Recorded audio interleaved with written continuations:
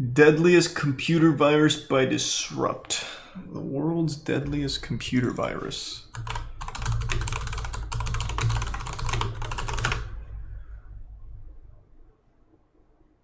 Alright. A 6.5 magnitude earthquake is shaking the foundations of the Bangai Islands. 93 million miles away, Mars, Mercury, Venus, Jupiter. Oh, is it a Saturn, space virus? And the Sun. All conjoined. Aliens hacked our hentai folders? Event. Back at the equator, it's early morning. A student presents an idea for his senior thesis. He says the internet has become too costly for the average person. Damn, this is really well made. Holy shit.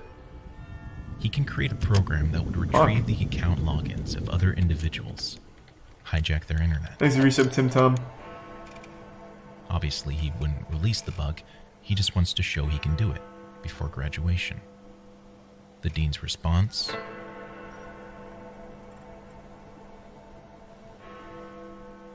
We do not... What does that say? Student writes... We do not produce burglocks. What is that, like a Magic the Gathering card? What the fuck is a burglock? We do not burger? No, it's not burger. What the fuck is this? Burglars! Oh, this is a K. Oh, I thought this was a K. Burglars. He just... he forgot this part, so it looks like a K. Okay. The last line of code. He originally developed it to be geolocked to Manila, a safety net. But last minute, out of sheer curiosity, Thanks to the resub, Yan Ray. he removes the geographic restriction. Shrouded in the universal message of peace, the file looks to be from a secret admirer. Oh, this is like the... Ooh, this is a classic. Once opened, the full file extension reveals itself. Hey, thank you, This is Tip. a visual Thanks for resub, basic Come Dragon. It uses an exploit in early computer systems that allowed it to run system code simply by being opened. The top two files are sent to the Windows system folder, where they wait. The bottom one is sent to the Windows directory. Production on this is off the fucking charts. Key in the local machine registry. This causes other programs to run as soon as the system boots, before the user even has a chance to log in. From there, it opens Internet Explorer and randomly picks from a series of 4 web pages. Once landed, it downloads winbugsfix.exe. Then, it adds another registry key at the starting line. Okay. It gathers the system What does it all mean? Password, IP address, Oh. and remote access information, packages it up neatly, and sends it to mailme at super.net.ph. After the details are set, I love that he has like his own little searches for fucking video files game world containing here to extensions enter. like .js or It's like Code Miko .css. shit. It overwrites them Thank you. with the file extension. It does the same for JPEGs and MP3s, rendering them completely unretrievable. World's deadliest computer virus. Once the damage is done, the worm enters Outlook, scans for emails, then sends itself using the originator's email Thank you, address. Tier 1 Seagull and resub Rimbuck. Destruction is now spreading through a message of peace and love. You are watching Disrupt.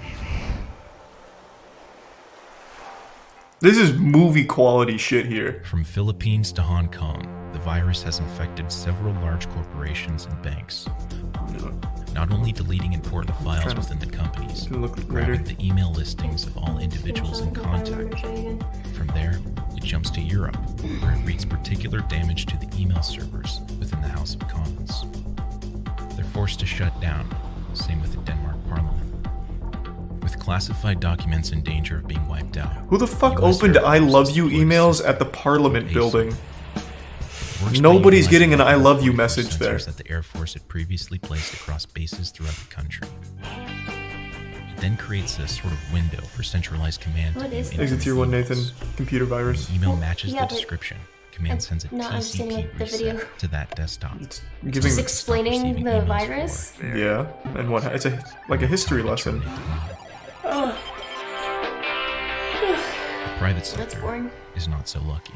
Oh, Most well, I companies are highly using disagree. Outlook, including AT&T and Ford.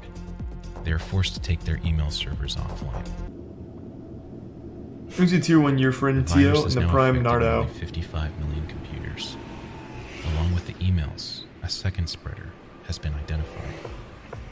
Within the original files, one is named mirc.ini. Oh, I thought it was gonna be a dude's name. IRC client. It was just a picture of my dad. It automatically He was spreading sends it back in the 2000. contacts that the victim may share on a server. Instead of a love letter, though, it sends this message. Thinking it's a legit file, tech-savvy users of IRC would recognize the name, the author of MIRC. It's only after running the script Thanks to gift sub your they friend know and the it resub had nothing Kartik. to do with it. Security analysts are scanning the virus, looking for clues as to the origin.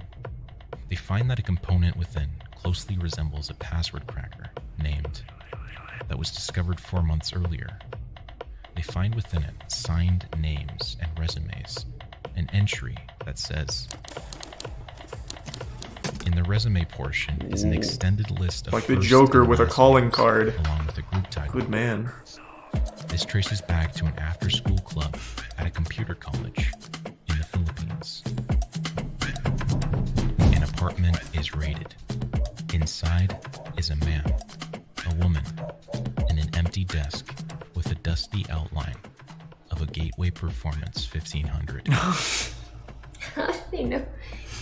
The man, now identified as Romo Ramones, is the boyfriend of Irene de Guzman, Oh, is this something that actually who is the happened? older sister of a student Yeah. in the college. No, I thought it was just explaining what Student's could have name happened just if so happens this to happened. be on the list. What? I didn't know that they actually had a virus go through.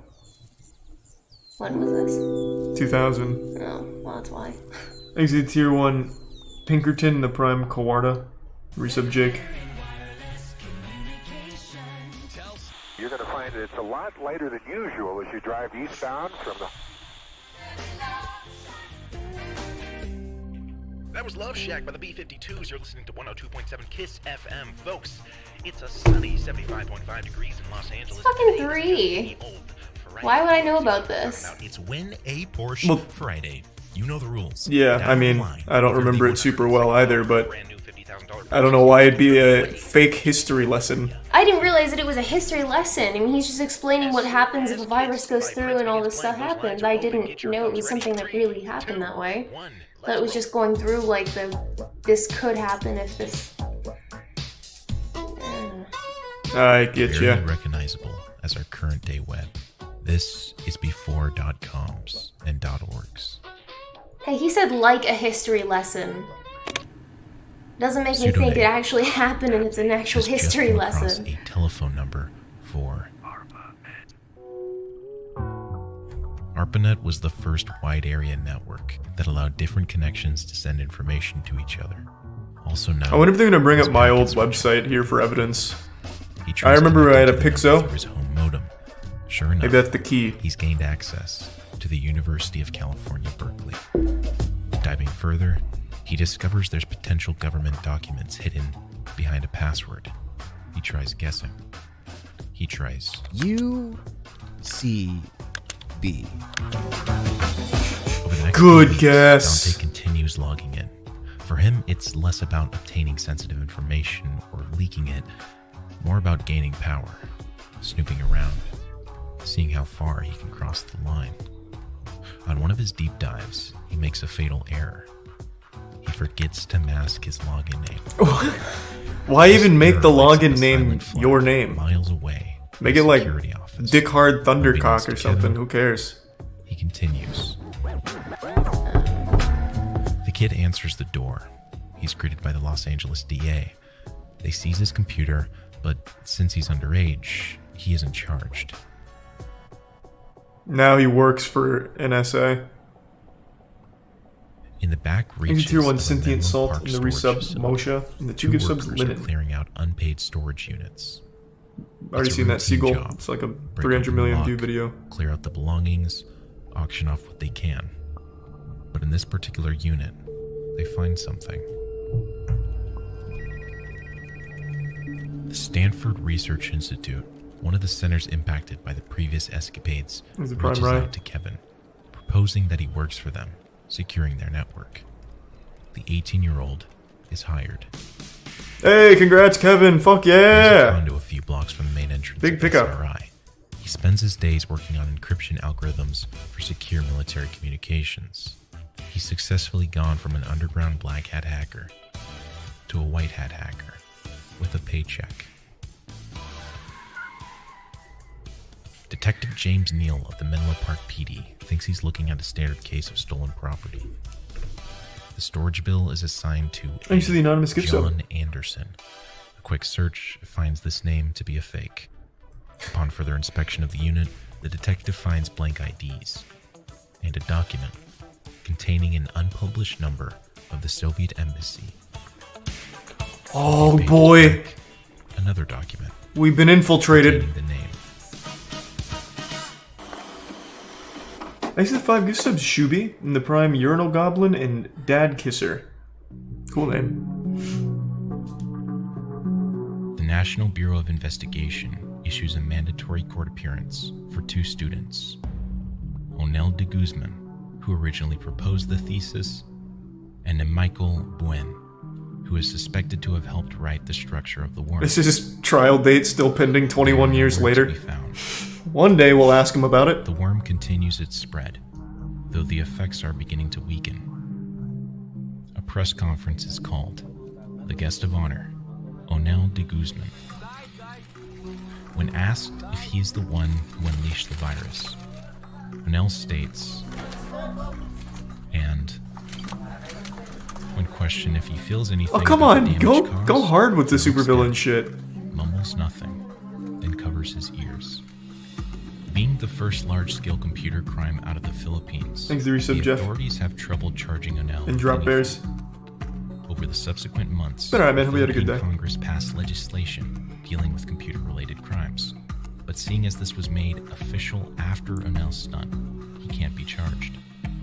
Ultimately, the case against him boils down to credit card fraud.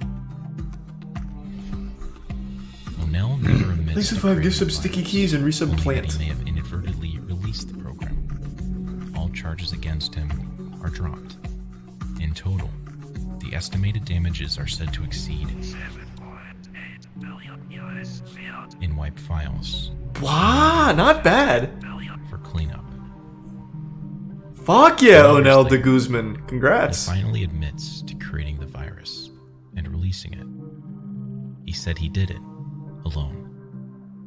But why? What did he want? See, The madman. ABS files have been written. And nope, it's been overwritten. It will not boot. Exit Prime, Narfles, Right and now, resub a cybersecurity specialist Lyricity. is deep in an organization's Yeah, we'll do infrastructure. Darkman in a bit. He's well equipped to face any situation that may arise, but he started at the fundamentals. Is offering computer science courses at a fraction of the cost of traditional university rates. Wait, this is absolutely an Whether you're looking to ad. become a network engineer, cybersecurity Yeah, specialist, oh, it was still so well produced, I thought it was part of the hack. computer science. Shit, they almost had me.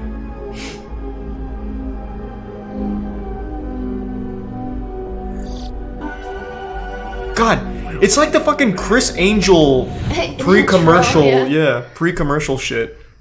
It's so Polson is fucking brought in for cool. questioning. He denies everything. Thanks, resub Zeus. A few hours later, they accompany him to I his thought that condo. said I forgot the Inside, law, not they I find a fought the room law. full of I was equipment. like, what? One of these is a lineman's headset. This device can be connected wherever there are exposed telephone wires accessible. When connected to a line, the handset is essentially indistinguishable from regular telephones, except it can intercept man, active those calls, wires. answer incoming calls, and make outgoing Imagine calls. having to straighten all those wires Back out. then, you needed Yeah. a license to Them. operate it, something Kevin is lacking. They confiscate some of the equipment and start their investigation. Is that Kevin, that son of a bitch? Documents and equipment. They Going in there to find flip over a fax series of machine? Pictures.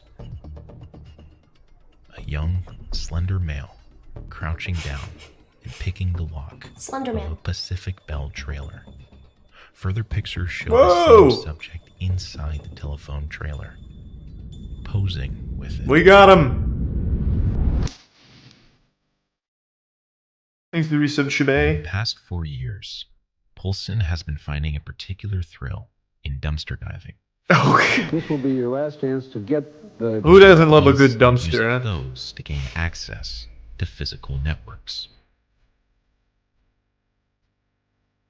Have you ever FBI dumpster dived? agents Nope. silently surround I just Kevin's like home garbage in trucks. Hollywood. Then, Like a real the man. leader's phone rings. Catch me if you can. The agents immediately trace the call, only to be led straight to a Pacific Bell number.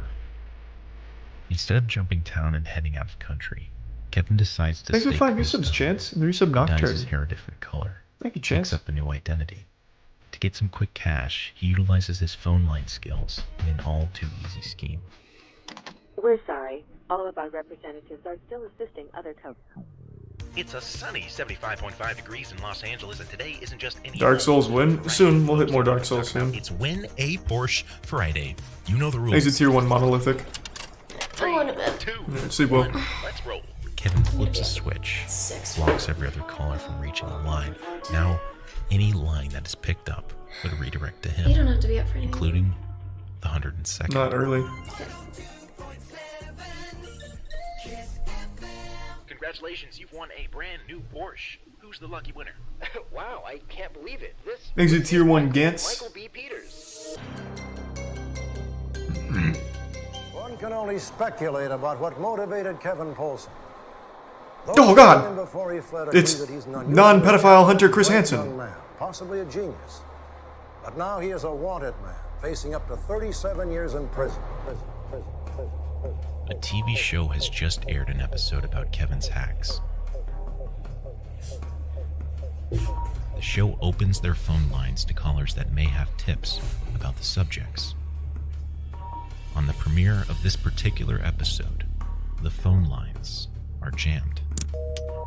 Classic Kevin. During his time laying He released an EMP LA Vice device. Squad, a division focused on public order crimes like narcotics and gambling, pick up Kevin on an undisclosed minor crime.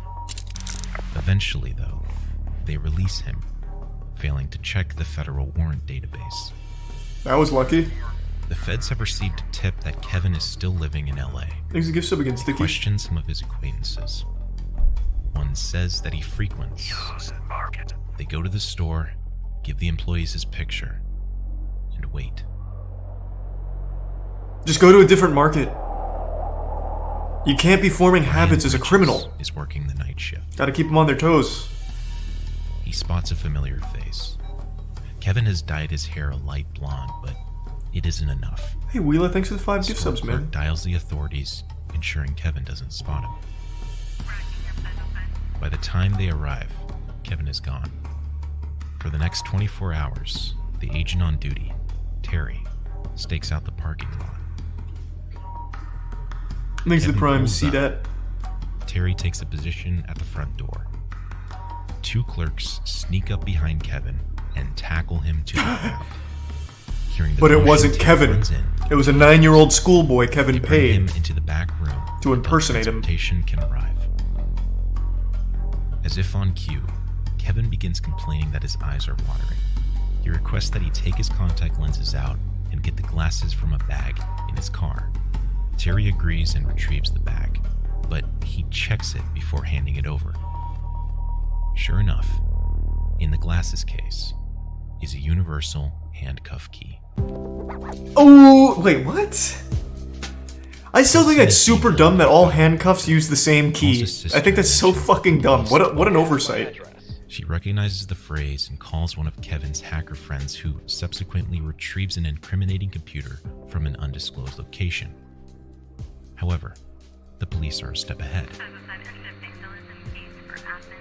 Months earlier, they recruited a local hacker to infiltrate the local LA hacker circle. He rings the bell and the incriminating computer is intercepted. It takes nearly 9 months for them to decrypt it. Nearly 2 years after his arrest, Poulsen is accused of 19 counts that include conspiracy, rough. connection with access devices, They got him. interception of wire or electronic communications, and money laundering. He faces 100 years in prison and nearly $5 million in fines. Give him a job. This is considered one of the first large-scale cases against the newly defined Thank you, crime Prime Toad. of hacking. If successfully charged, they hope to send a clear message to the mid-90s hacking community. Eventually, Poulsen pleads guilty to several counts of computer fraud. Why are fraud, people arrested wire for fraud, money laundering? and money laundering. He's ordered to Are pay you serious? $58K in fines and given a 51-month sentence. Kevin is released on parole. By court order, he's barred from using computers. For the first time, in the 2000s, he flips the switch. He gains access. No, Kevin, fuck! Wait, 2012? Okay, this is the question. Did I ever consider leaving California altogether, going across the country? I did consider that, but... And I think don't this- think I'm going this to might watch be part CSGO of the Rage. hacker It doesn't mindset. sound very I fun. wanted to solve the problem, not run away from it.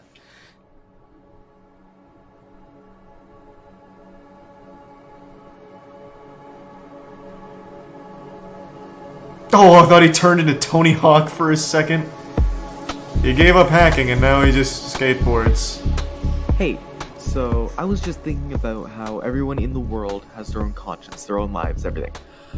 Everyone alive is living.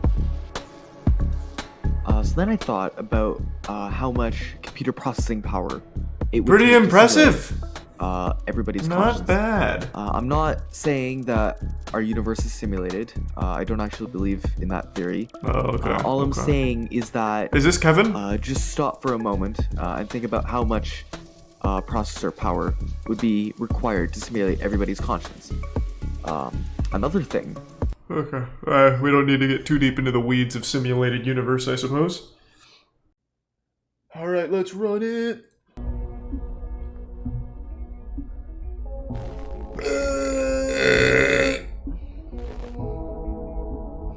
There's the Prime Kriggy.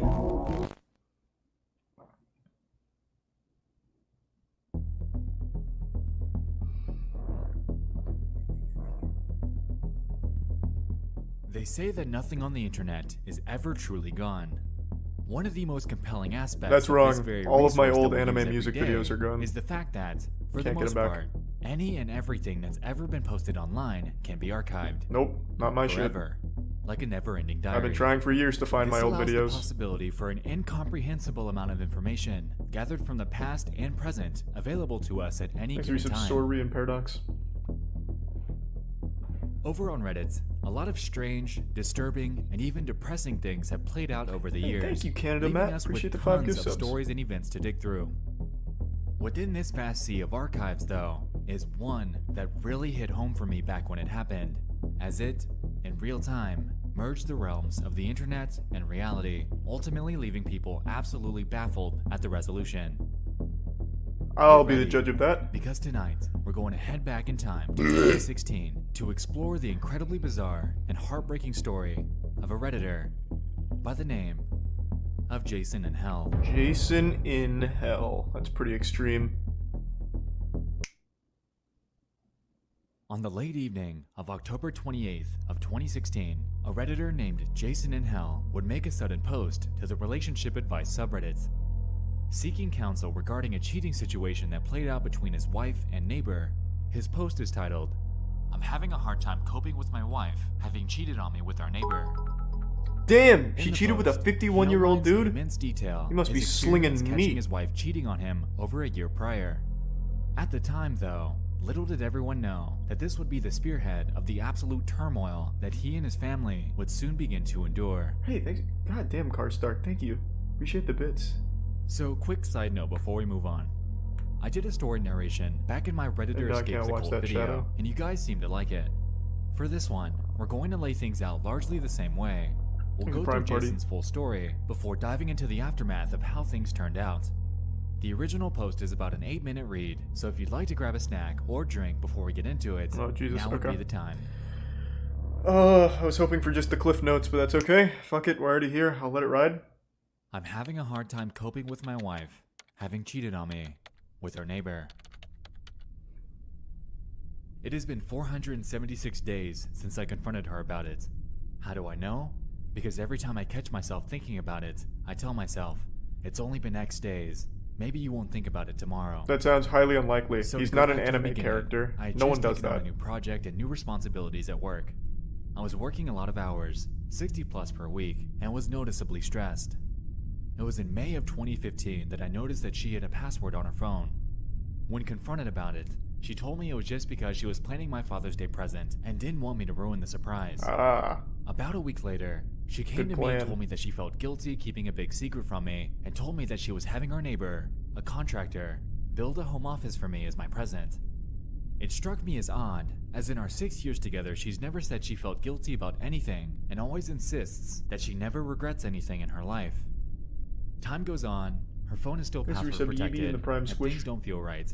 I see her using her phone and smiling to herself more and more often, but when I ask her what she's doing, she says nothing and puts her phone away. So one morning, I wait for her to get in the shower, and I grab her phone before it requires the password. I go through her messages and find that she's texting the neighbor. I'm all covered in frosting. What? You want to lick it off? What is this, porn? Like, what are you talking? There's no fucking way this is real. What? Why is everyone saying this is real? Who? So was she actually covered in frosting? Like, what the fuck are you talking about? Raided a kid's birthday party and fell and flopped around in the cake? I highly doubt this is real. The guy starts by saying, it's been 476 days since I found this. I know because I've counted every day. Telling myself I'll forget about it tomorrow or whatever. That does not sound real at all. I'll let it ride, but this is very fishy at best.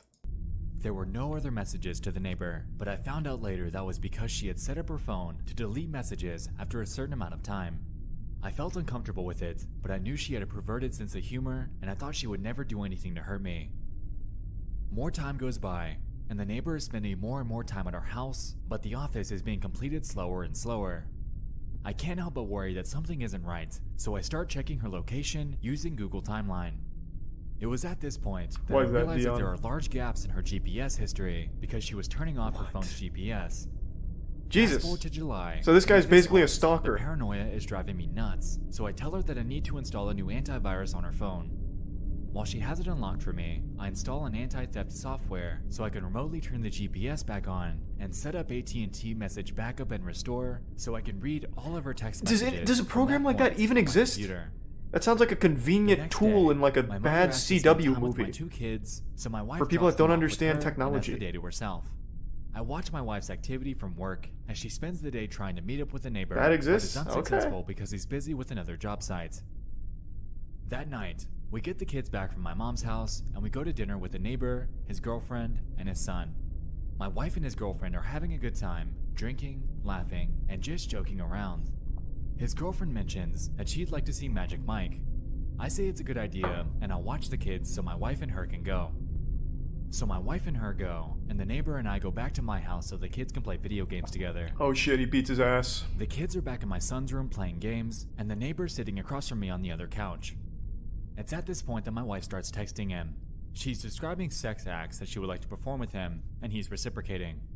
She tells him to check his Snapchat, and at the same time, I get a Snapchat from her too, and it's her fingering herself in a bathroom stall. They keep talking, is he married to fucking Susie Squirts a lot? Like who does that? So in my head, what? I already planned to pretend to leave and circle back to catch them, but then they tell each other they love each other, and it's all I can do not to leap off the couch and knock him out. But I contain myself and continue reading the conversation unfolding in front of me. Then he tells her, "You're my girl now," to which she replies, "Always have been," ending with him writing, "And always will be." This is fanfic. This is literally fucking fanfic. Holy shit. My wife and the neighbor's girlfriend returned from the movie, and I asked them politely to sit down. I then asked the kids to stay in my son's room and shut the door. I return to the living room and confront my wife and the neighbor. I say, "So you two love each other, I really huh?" appreciate the huge And my bits. I'm wife glad goes you into had fun full-blown tonight. denial mode, and the neighbor's girlfriend starts smacking him. I ask my wife if she's been texting him. She says no, so I show her the text messages. She admits to it but says it was the first time that it went that far. I ask my wife if she sent him pictures. She says no, so I show her the picture, and she admits it but says it was the first time. I ask her if she's having sex with him, and she says no. Because I didn't want to catch them Thanks having to sex resub, together, Limp I Listen didn't have and evidence Ray. to prove her Give sub Ray. wrong, so that one stayed unresolved. I tell her that I'm leaving her, and she tells me that she'll make sure that I never see my kids again if I do. She planned on using the fact that I had attempted suicide in high school to prove me unfit to have children.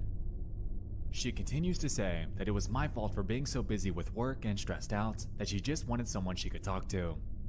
Then she gives me an ultimatum to decide what I'm going to do, or she'll decide for me. The neighbor's girlfriend starts defending the two of them, saying that it couldn't have been that serious if they weren't having sex, and that my wife and I are too perfect together to let this break us up. The neighbors go home, and my wife and I Okay, yeah, for that the sounds rest of like the night something about normal what that we're going to happens. do. We go to bed separately, having not resolved anything. We keep going back and forth on the subject all weekend, and finally settle on we were going to separate temporarily while we figure out what we want. I was going to stay in the house, and she was going to take the kids and go to her mom's house. That Monday I go to work, and I get a text from her in the middle of a meeting with my bosses, stating that she had explained things to our kids, but they were upset, and I needed to explain things to them also. I get home from work to find my kids crying. She had told them that mommy had to move out because dad was mad at her. When my son wanted to stay with me, she told him that he can't. Oh, it's getting real dark. My son put it together that if mommy has to move out because I'm mad at her, and he must move out, then I must have been mad at him too. My daughter was crying because my son was, but I don't think that she was old enough to understand what was happening. It was at this moment I realized that she was going to drag the kids through hell if I left her, so I swallowed my feelings and begged her to stay. She agreed and insisted that I apologize to our neighbor since we were still going to need to hang out with him because our sons are good friends. Thanks for some water. I hate it, but I do it anyway. We still hang out with them from time to time, and they come to our various birthday and holiday parties, but I'd do anything for my kids, and I behave civil every time. Things die down for a while. I still think about it constantly. I worry how I can keep from making her so unhappy that she cheats on me again. Then, almost a year after the original incident, around Father's Day again, she sends him pictures again. She claims that it was an accident and that she meant to send them to me instead. I don't fully believe her, but I move on anyway. Thanks for resub, Prater. Things have been quiet on that front for about 4 months now, but I still think about it constantly. In this is going to video, sound Dion? stupid, but I feel like I have a part of my brain that I can't shut off. That's always thinking. I used to use that to solve programming problems, and it made me very good at my job, but ever since this incident, the only thing it thinks about is her and him, and if I did the right thing. My job performance has suffered, and I feel like I haven't gotten sleep in months. I'm afraid that after this much time, and the fact that I begged her back, that to say that I want a divorce now would only make her more vindictive towards my kids and I just feel like I put myself so deep in a hole that I could never get back out. I haven't really talked to anyone about this. I didn't want to talk to my mom about it because I felt like she would treat my wife differently, and I didn't need the two fighting. Alright, now I'm all caught up on the lore. I tried talking to one friend about it, but his advice was to put my trust in God, but that was not much solace for me as I'm an atheist. That sounds like a Redditor for sure. Or how to move on from this.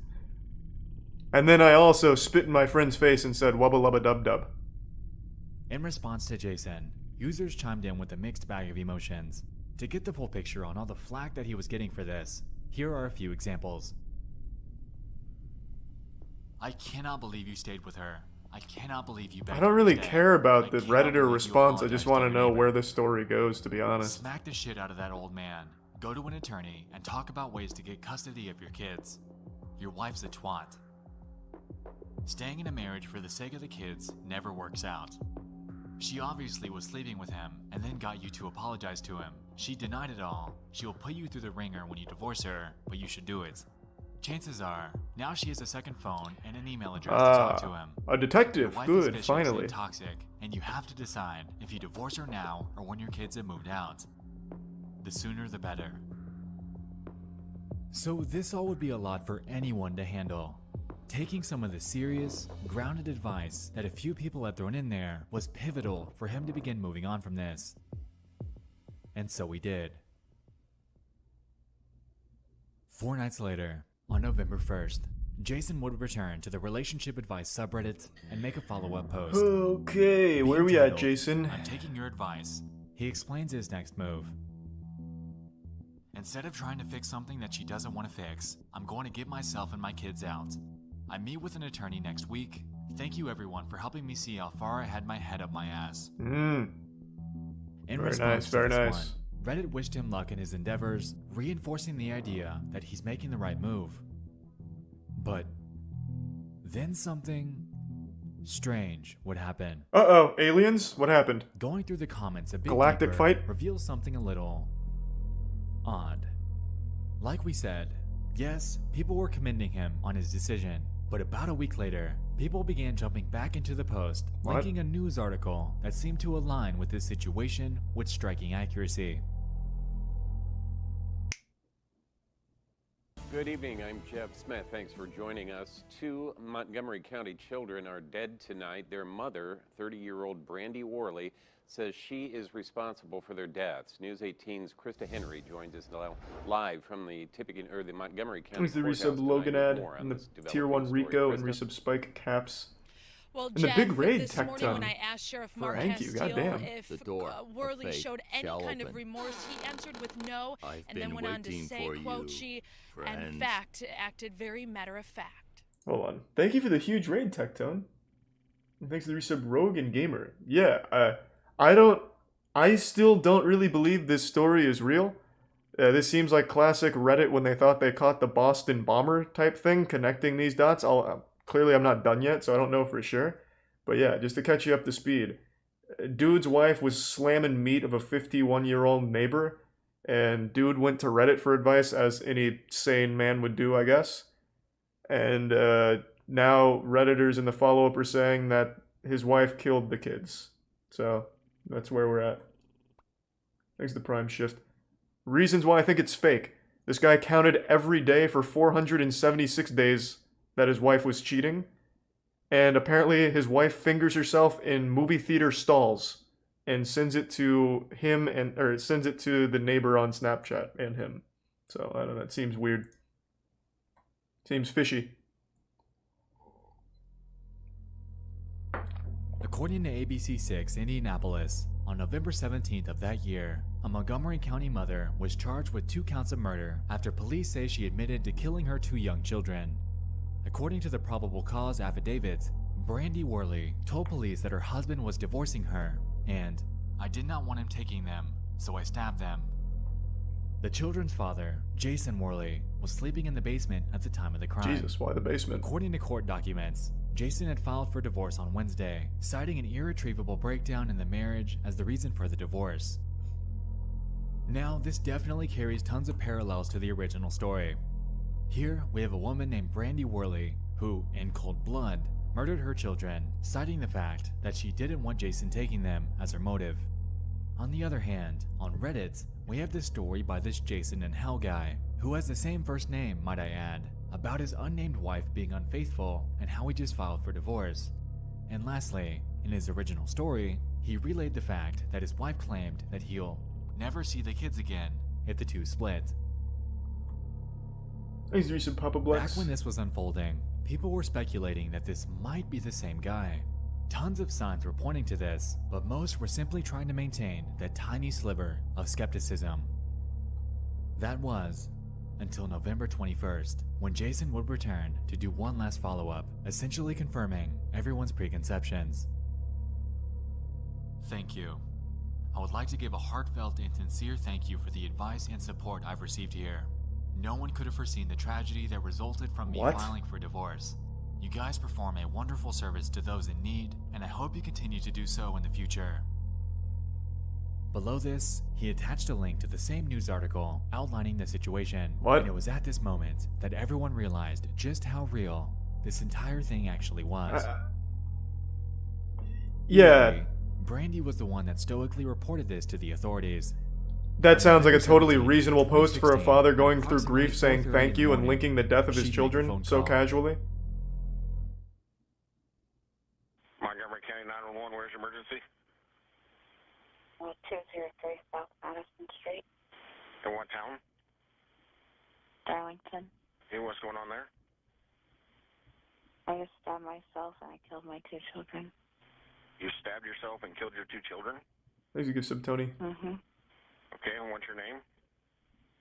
Brandy Worley. Brandy what? Worley. Okay. How do you spell your last name? Worley. And where are the children at? In my daughter's No, no, no.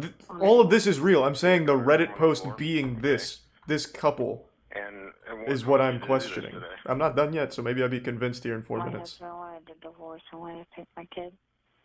I won't let him have my kid. Okay, and how old are your children? 7 and 3. 10 and 3? 7. 7 and 3? Mm-hmm. Okay. And where did you stab yourself at? In the neck. Okay, are you bleeding? Yeah, there's blood everywhere. Where's the bitch Okay, where are lavender? you at? In my living room. You're in your living room? Mm-hmm.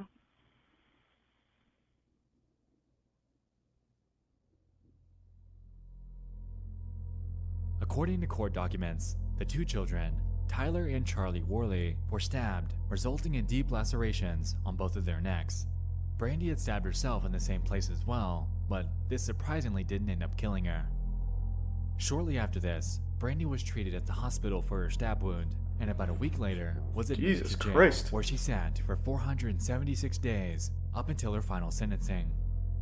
In 2018, she was convicted of 2 counts of murder, totaling at 120 years in prison.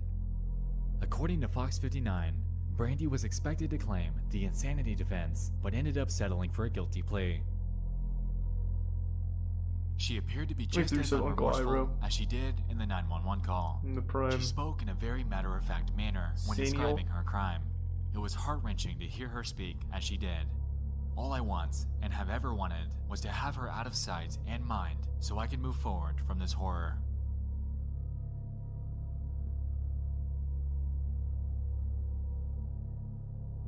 To this day, Brandy Worley sits in the Rockville Correctional Facility in Park County, Indiana, serving out her time in prison for the remainder of her life.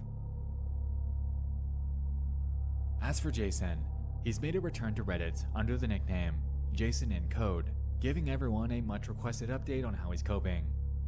Here, he claims that it's been incredibly far from easy, and at times he's considered taking his own life due to the anguish caused by the passing of his beloved children. Regarding the sentencing, he believes that Brandy shouldn't have gotten the death sentence because that's what she would have wanted, and after 9 years of giving her exactly that, he wanted to avoid it in any way he could. Overall, though, Jason mostly claims that he's doing better, and becomes more so with each passing day.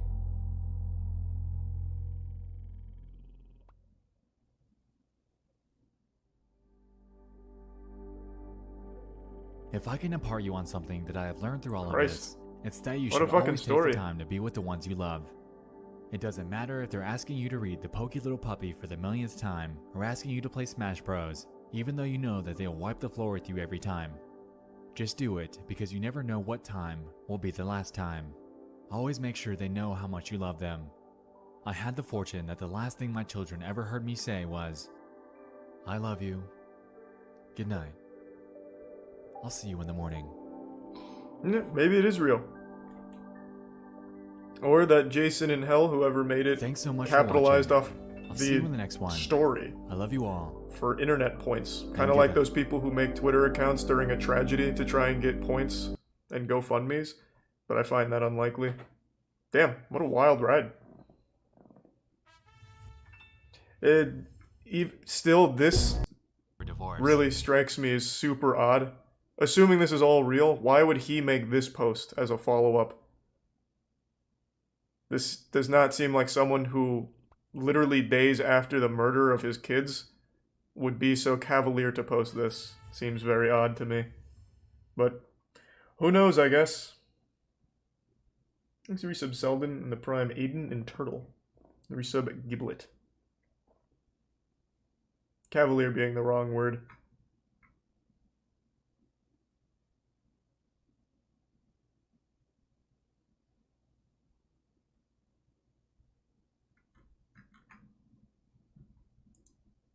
Yeah, could be fake, probably real though. Reddit karma is like the least, like on the food chain of social points, it's literally the lowest. Nobody is Reddit famous. I guarantee maybe 5 people can tell me who has the most karma on all of Reddit, because no one gives a fuck.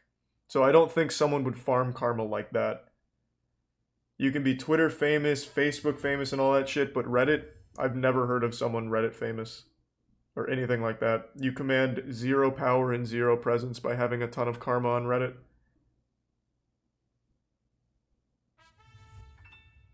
Seen that one actually, Wicked.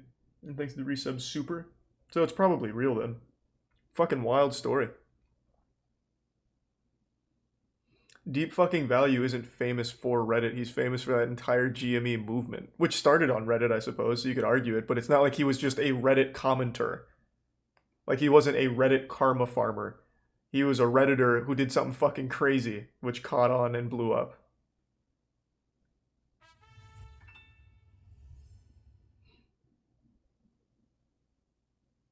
I guess, Bind. I'm just assuming it's real. It seems very, very wild if that was all an elaborate fake from that Reddit account. Things are the gifts. But just let me know. Fuck it. We'll go in.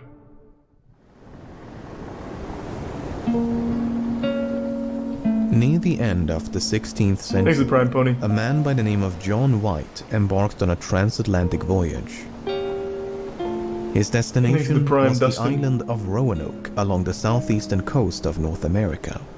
On this island, White had established an English colony some 3 years before, and he was now returning to resume his position as governor. After a long and difficult journey, White finally reached the site of the colony, only to find the more than 100 men, women, and children he'd left behind had disappeared. A secret message carved into a tree was one of the only clues left behind at the scene. Before White had a chance to conduct a more extensive search, the ship returned to England, and in its wake, it left a mystery. What happened to the lost colony of Roanoke? I think I know the conclusion, so I'm just gonna say it. I don't remember if this is right since it's been so long, and I actually haven't watched this video. I was wrong. If I remember correctly, they just left. Events leading up to its disappearance. They literally just left. The story begins in 1584 when 2 ships sailed across the Atlantic to scout for a suitable location for the planting of the first permanent English colony. Makes a tier 1 bunch of eggs in the tier 1 mayo. In mid-July, they made landfall on a string of barrier islands known as the Outer Banks. The English quickly developed friendly relations with the local Native Americans and were soon invited to their village on Roanoke Island. After about a month, the scouting expedition returned to their ships and sailed back to England. Upon the expedition's return in late September, the man in charge of the enterprise, Walter Raleigh, immediately began preparations to plant a permanent colony somewhere along the Outer Banks. Raleigh was soon thereafter knighted by Queen Elizabeth I, and the new land was to be named Virginia in honor of the Virgin Queen. In April of 1585, a fleet of 7 ships departed England with a complement of roughly 600 men and loaded with enough provisions to sustain the colony for about a year. The fleet reached the Outer Banks at the end of June, but was soon faced with crisis. I know nothing about it. Navigating the waters of the Outer Banks can be notoriously treacherous, as indicated by these sinking ships. And when the flagship passed through one of the shallow inlets, it struck a shoal and was nearly destroyed. As the flagship carried the bulk of the provisions and most of it was now spoiled by seawater, the scope of the colony had to be dramatically reduced. About 100 men, far fewer than initially intended, were stationed on Roanoke Island, and with the natives' approval, they began construction of what was to become the Roanoke colony. The island was primarily chosen for its strategic value. It provided quick access to the ocean, while still making the colony invisible to Spanish patrols. You see, Spain had already colonized and laid claim to much of what the English now called Virginia, so they had to be careful. Old war shit is so fucking cool to me. A second wave of supplies and reinforcements was expected to arrive thank you for the 20 gift subs again, but Abrasive. unbeknownst to the colonists, Thank the you, Abrasive. I hope you've resupply mission been had well. been countermanded by the Queen to deal with more pressing concerns back in England. As such, once the colonists ran out of food, they had to rely on the generosity of the natives. Appreciate the fat drop However, as always. the natives Thank you, only Abrasive. had so much to spare and struggled to meet increasing demands by the colonists. This over-dependence quickly began to strain their relationship. Meanwhile, people had begun to notice a disturbing trend. Every time the English visited a Native American village, many of its inhabitants would inexplicably collapse and die. The natives believed the English could kill from a distance by shooting invisible bullets, and they were not too far off. While unknown at the time, the English were carrying deadly pathogens to which the natives lacked immunity, and thus an epidemic was unwittingly unleashed upon the indigenous population. The two leaders back on Roanoke, Colonial Governor Rolfe Lane and Indian Chieftain Wingina, eventually grew so suspicious of one another that cohabitation was no longer possible. Wingina decided to remove his people from the island and retreated to a larger village on the mainland.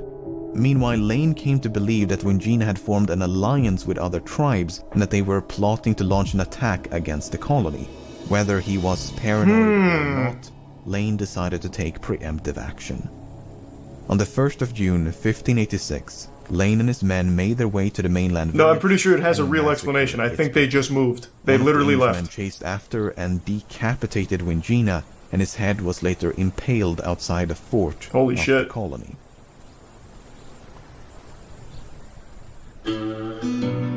A week later, a large English fleet commanded by the renowned sea captain Sir Francis Drake dropped by the Outer Banks on its way back to England. Given the lack of food and violent clashes with the natives, it was decided to abandon the colony. The colonists were hastily evacuated off the island, and then after 9 long months, they all returned home. All except 3, who were not located in time for the evacuation, and so the fleet left them behind. They were never heard from again. If the scouting expedition of 1584 had been a resounding success, the colony of 1585 was a categorical failure. Relations with the Native Americans had completely fallen apart, the severe lack of food had made life miserable, and they had failed to track down rumored sources of gold and copper which could have made the venture worthwhile. In spite of all this, at least one man... But at least they found friends. His name was John White. White was a painter and artist. Thanks for some Tiger and Chacrosis in the Prime Pseudo. So far were either drawn by him or based on his work. Somewhat ironically, however, there are no surviving portraits of White himself. White's participation in these earlier voyages is slightly ambiguous. He may have been part of the scouting expedition in 1584, but he was definitely part of the voyage in 85. What is a bit unclear is whether he stayed behind at the colony or returned to England with the outbound fleet. For instance, White's name is not included in a surviving list of all the colonists. But some historians believe this is merely an oversight and that he was in fact part of the colony. In either case, Sir Walter Raleigh was eventually persuaded by White and others to attempt a second venture. Unlike the first colony, which had been more... What if Roanoke grew so advanced that they actually were able to build teleportation and teleported out? White's pregnant daughter, is that a potential theory? Dare. After a long struggle to secure the necessary funding, a fleet of 3 ships commanded by White, who would also serve as the governor of the colony, departed England in late spring of 1587. Thanks to the gift sub Kingo So and the resub Senpai. Thanks for a long time of watching. The misfortune of the first colony did not end with its evacuation in 1586. Only days later, a ship filled with provisions sent by Sir Walter Raleigh arrived at the Outer Banks. The crew spent some time searching for the colonists, but when they found no sign of them, scary adventure going from place to place on the sea like that. The same thing happened 2 weeks later when an English-bound fleet loaded with supplies and reinforcements also found the colony deserted. Unwilling to leave the colony vacant, however, the captain left 15 crewmen on Roanoke before the fleet resumed course for England. John White had been told about the 15 crewmen before he departed, so when his fleet approached the Outer Banks in late July of 1587, he intended to pay them a visit. But this is where things get confusing. You see, the second colony was never intended to be established on Roanoke. After all, the long list of complications encountered by the first colony made it clear that Roanoke was far from an ideal location. Instead, the second colony, or the city of Raleigh as the man in charge had so immodestly named it, was to be planted somewhere along the coast of Chesapeake Bay. This made a lot more sense. The water was deeper to allow for larger ships and not nearly as precarious as those around the Outer Banks. There was plenty of open space, the soil was more fertile, and all around it seemed an improvement to Roanoke Island. But the fleet's Portuguese navigator, Simão Fernandes, had other plans. Fernandes had also been the navigator of the 2 previous expeditions and was a far more experienced sailor than White. How does this all tie into White Roanoke, was though? officially I'm the a little captain, confused. It seems much of the crew respected the authority of Fernandes. As such, when Fernandes decided to ignore the plan about Chesapeake Bay and instead simply dump the colonists on Roanoke, White did nothing to challenge his decision. The rest of the crew quickly fell in line, and soon enough everyone disembarked for Roanoke. Upon reaching the abandoned colony, there was no sign of the 15 crewmen they had come to assist. Instead, they found a pile of bones that appeared to be the remains of one of them. Nice, they ate White him. suspected the men had been attacked by vengeful Indians, and any doubts he might have had were soon to be raised. After only a few days on the island, a colonist by the name of George Howe was attacked by a group of natives who pelted him with 16 arrows before caving in his skull with a wooden club. Wow. A brutal yet unmistakable message. The English were no longer welcome on Roanoke. Even so, the colonists were not without allies. You see, when the scouting expedition returned to England in 1584, 2 Native Americans named Wanchese and Manteo were brought along with them.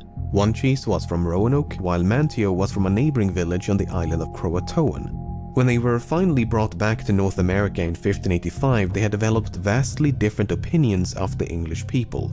As soon as they made landfall, Wanchese returned to Roanoke with nothing but resentment for these foreign invaders.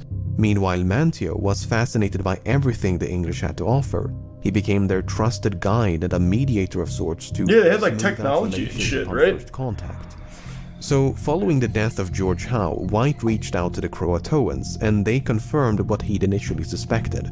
A large group of Indian tribes had indeed attacked the 15 crewmen stationed on Roanoke. This coalition was spearheaded by none other than Wanchese. At least that 2 bastard! of the crewmen had been killed in the attack, while the rest escaped in a small boat, never to be seen again. Roanoke had become a much more dangerous place to live.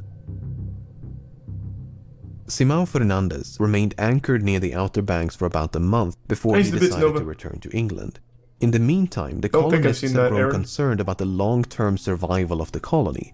If the colony were to be truly self-sufficient, they argued, they would require more people and more food. And a nuclear reactor. They implored Governor White to return to England with Fernandes so that he could bring back supplies and restock the colony.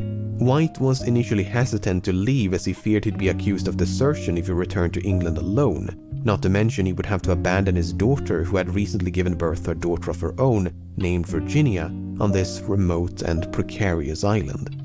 But in time, he was persuaded to go, and as the fleet departed in late August of 1587, he could not have known he would never see any of them again. Oh no.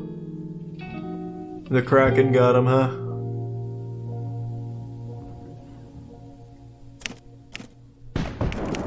We live in such a fucking boring world. After a long and difficult voyage, I wish it was something like a fucking Elder God Cthulhu was the one like behind all of it. No ships were to leave England until the threat of a Spanish invasion had passed. This was bad news for White, and his best efforts notwithstanding, he remained trapped in England for 3 long years. It was not until the spring of 1590, with the help of Sir Walter Raleigh, that White finally managed to book passage on a convoy bound for America. Upon reaching the Outer Banks, I haven't seen that, but that sounds scary, Sleepy. Plumes of smoke appeared to emanate from Roanoke Island. 2 boats were quickly dispatched, and the crew fired the ship's cannons to make their presence known. The men could see a great fire as they approached the island, but White never clarifies whether it was natural Thanks to or 5 gift subs, by Dustin. people. Once ashore, they made their way to the west end of the island Appreciate and it, found a set Dustin. of footprints. They appear to be fresh, Don't know what that means, but thanks, there was Omni. no sign of those to whom they belonged. The search party then headed north and happened upon a tree where someone had carved the letters C-R-O. Upon reaching the entrance of the colony, they came across a second inscription. It was the word Croatoan engraved into a wooden post. The post was but one of many that now formed a defensive barrier around the colony. The colony itself was deserted, and clearly had been for some time, given the overgrowth of grass and weeds. The houses had been taken down and stripped of valuables. All they found were bars of iron, a few cannons, as well as 5 Iron's valuable. chests. There was no 5 trace of the handy roughly dandy. 115 colonists Appreciate the nor generosity, the small thank you. boats left in their possession. As far as anyone could tell, no one had lived here for quite some time. The story of the lost colony is often centered around the 2 engravings, and without the full context, it's easy to see how an author might imbue these inscriptions with intrigue and mystery. In truth, the carvings are some of the more well-understood elements of the entire story. At least John White had no doubts about their meaning. White explains in his notes that before he left in 1587, he and the colonists had come to an agreement. If they decided to abandon the colony before the governor's return, they were to leave behind a secret token of their destination. Furthermore, if this abandonment was forced upon them, they were to include a cross to signify distress. Because no such cross had been found, White was confident the colonists had safely relocated to the island of Croatoan. I fucking told you, White yeah. Swiftly returned to the ship and convinced the captain to set course for Croatoan. But while the crew prepared for departure, the anchor cable snapped, and without a spare anchor, the captain felt it was too dangerous to continue. In the end, White never made it to Croatoan, and it was the last time he ever ventured across the Atlantic. Yeah, they literally just fucking left. Oh yeah, this place sucks, I'm out. While an unsatisfying conclusion, it seems relatively safe to assume the lost colony of Roanoke simply relocated to the island of Croatoan. Case closed? Not sure, Dead Alarm. There's a lot of cool history. Not quite. You see, while explaining the meaning of the inscriptions, White revealed another interesting yet puzzling detail. With a single sentence, White explains that before he left in 1587, the colonists were preparing to move 50 miles into the mainland. While Croatoan is about 50 miles south of Roanoke, it's also an island, distinctly not part of the mainland. As such, this lone sentence introduces, if but a modicum of doubt, to White's version of events. Like the prime thief and Perhaps resub heretic. Croatoan was not their intended destination after all. If so, where could they have gone?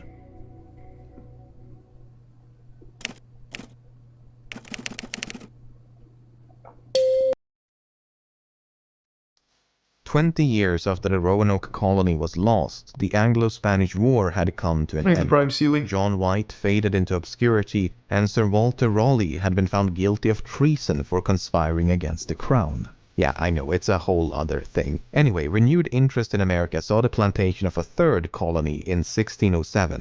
The Jamestown colony was established within the borders of a vast confederacy of Native American tribes ruled by a man the English called Powhatan. One day, Powhatan captured the future governor of the colony, John Smith, and told him about What a the place fucking where a man awful wearing name. European clothing lived. Then, after his release in 1608, Smith drew a rough map of Virginia, and this is one of the notations. Unfortunately, this claim and others just like it were never properly investigated, so we can never know if this was anything more than a rumor. Another unconfirmed report was that all but a few of the colonists had been massacred by Powhatan. 5K The survivors bits, of Rob. this Jesus. slaughter No, I at haven't. Roanoke Well, had actually, I have. supposedly scattered It's a across show. the region. The problem is, White did not report any human remains or signs of a battle when he returned to Roanoke in Thank you, Rob. 1590. Even so, an acquaintance of John Smith later wrote that Powhatan had confessed to the massacre after Smith was captured. Smith himself, however, makes no mention of this alleged confession, and he was not exactly known to shy away from embellishment. Pocahontas. Other reports included sightings of Native American children with unusually pale skin and blonde hair, which led many to suspect they could be the descendants of the lost colonists. What they had no way of knowing at the time, however, was that albinism is far more prevalent among Native Americans than Europeans. A more solid lead emerged a full century later when the English explorer John Lawson made contact with a tribe known as the Hatteras. The Hatteras occupied the same land as the Croatoans, but the island was now much larger and known as Hatteras Island after a storm had closed one of the inlets. The Hatteras explained to Lawson that some of their ancestors had been white and able to read. Several members of the tribe also had gray eyes, a unique trait of the Hatteras according to Lawson.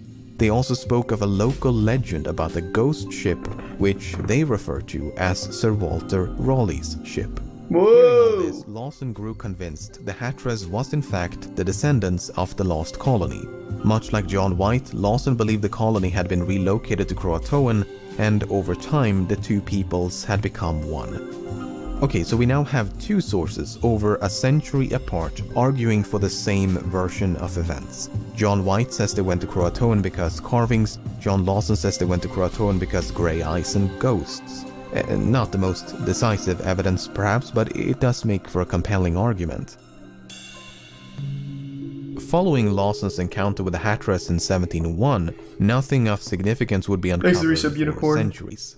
That is until the late 1930s when a series of peculiar stones suddenly brought the mystery back to life. Whoa, the stones had been inscribed with messages supposedly written by Eleanor Dare, the daughter of John White. Unfortunately, they all turned out to be fake. Oh, well, cool. All except the first stone, whose authenticity remains in doubt. This stone features a message from Dare addressed to White in which she describes the tragic death of her husband and child.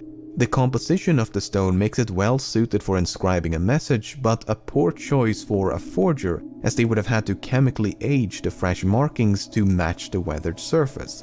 It would not have been impossible, but quite difficult to do so in the 1930s. Why would they bother forging that shit in the first place? The stone was never heard from again, and the precise location of its discovery was conveniently kept secret. The credibility of the writing is equally contested, and there's just no consensus on what to make of it. Modern archaeological research has also been plagued by uncertainties. Excavations at Roanoke have mostly confirmed the presence of a 16th century English colony, but have done little in the way of determining its fate. Meanwhile, excavations on Hatteras has yielded a mix of Native American and European artifacts, including the hilt of a light sword, but nothing that can be definitively linked to the lost colony. To make matters worse, much of the evidence may now be underwater due to centuries of shifting sands and erosion of the islands. Damn, time is fucking crazy. It was partially out of frustration for this lack of progress that researchers made a remarkable discovery in late 2011. While inspecting, turns out the colonists are still alive. A member of the first colony they discovered immortality. Took note of these patches. Historically, patches like these have been used to correct minor mistakes, so no one had ever given them a second thought. This time, someone did and had the patches carefully examined. Underneath the lower patch, they found exactly what you'd expect: minor corrections. Underneath the upper patch, however, they found this. Siemens. This four-pointed star is a typical representation of a fort. A comparable symbol can be seen on this map from the early 17th century.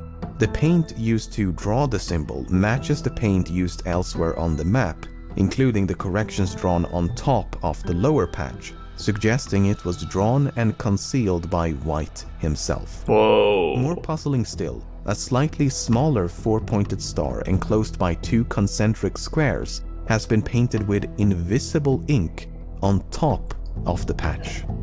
This symbol can even be faintly discerned with the naked eye, meaning it's been hiding in plain sight all along. Finally, this fort is situated on the mainland. But what does it all mean? 50 miles west of Roanoke. Are the colonists among us now? Jesus Christ.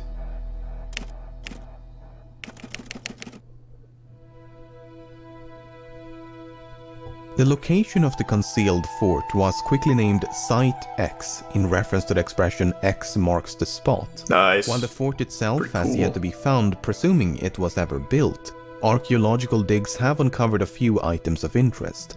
Fragments of pottery I know his channel very well, Kingo, are indicative of an English presence, but much like the findings on Hatteras, an indisputable link to the lost colony has yet to be established. God damn, thank you again, Rob. That being said, the research is still ongoing, and the smoking gun, whatever it may be, will perhaps have been found by the time you're watching this.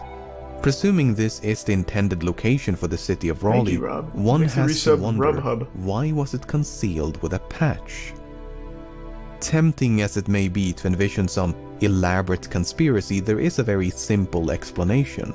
Remember how in 1608, John Smith sent this rough map of Virginia Yes, how back could I to forget England? 1608? Well, this is not the original map, but an illicit copy. A copy made in secret by the Spanish ambassador and covertly passed along to the King of Spain.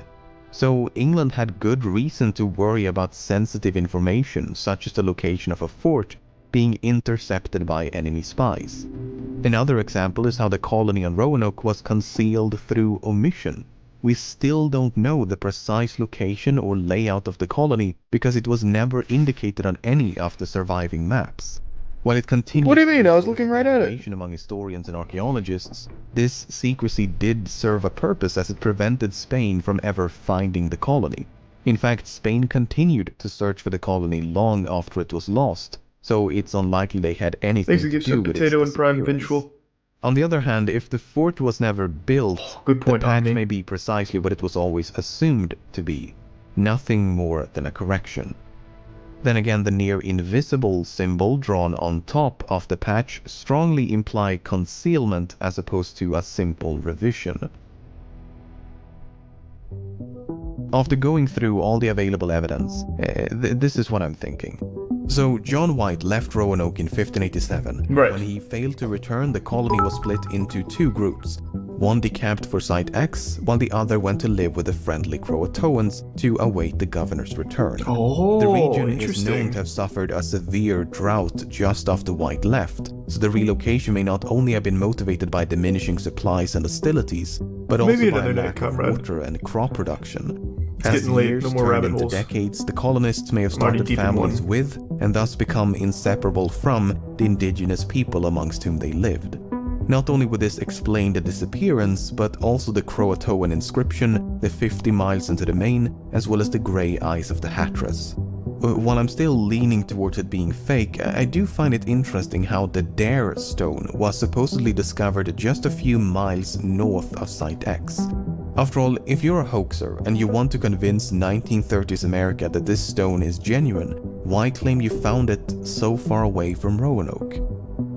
One should also keep in mind that much of the evidence relies solely on the words and paintings of one man. Parts of White's account could easily be a misinterpretation or exaggeration, so depending on what evidence you regard as credible, other solutions are equally plausible. For instance, some believe the colony went ahead with the original plan and relocated somewhere along the coast of Chesapeake Bay. Others believe they were all lost at sea after a failed attempt to return to England. But these solutions are about as helpful as saying the colony vanished into thin air. Without a more localized place of interest to search for corroborating evidence, there is virtually no hope of resolution. So, with all that being said, many questions remain. What happened to the 3 forsaken colonists and the 13 crewmen? Why did Simão Fernandes disobey orders and dump the colonists on Roanoke? Why was one of the 2 engravings left incomplete? Why was everyone named John? As for the most important question of them all, well, if there is an answer to that question, chances are it lies buried somewhere at Site X, just waiting to be found. Damn.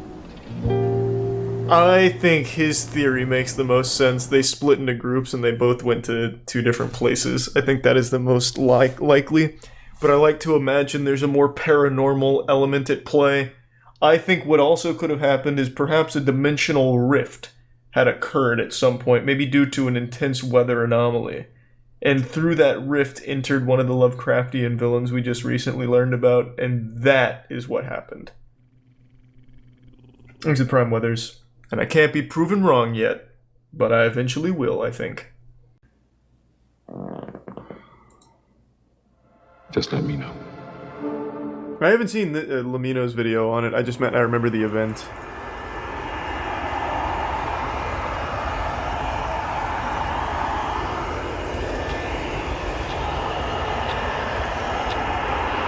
Did they solve it? No. Thanks to give sub Bill. No. Yeah, I mean, I'll double check, but I'm pretty sure it's still unsolved. They just have a working theory.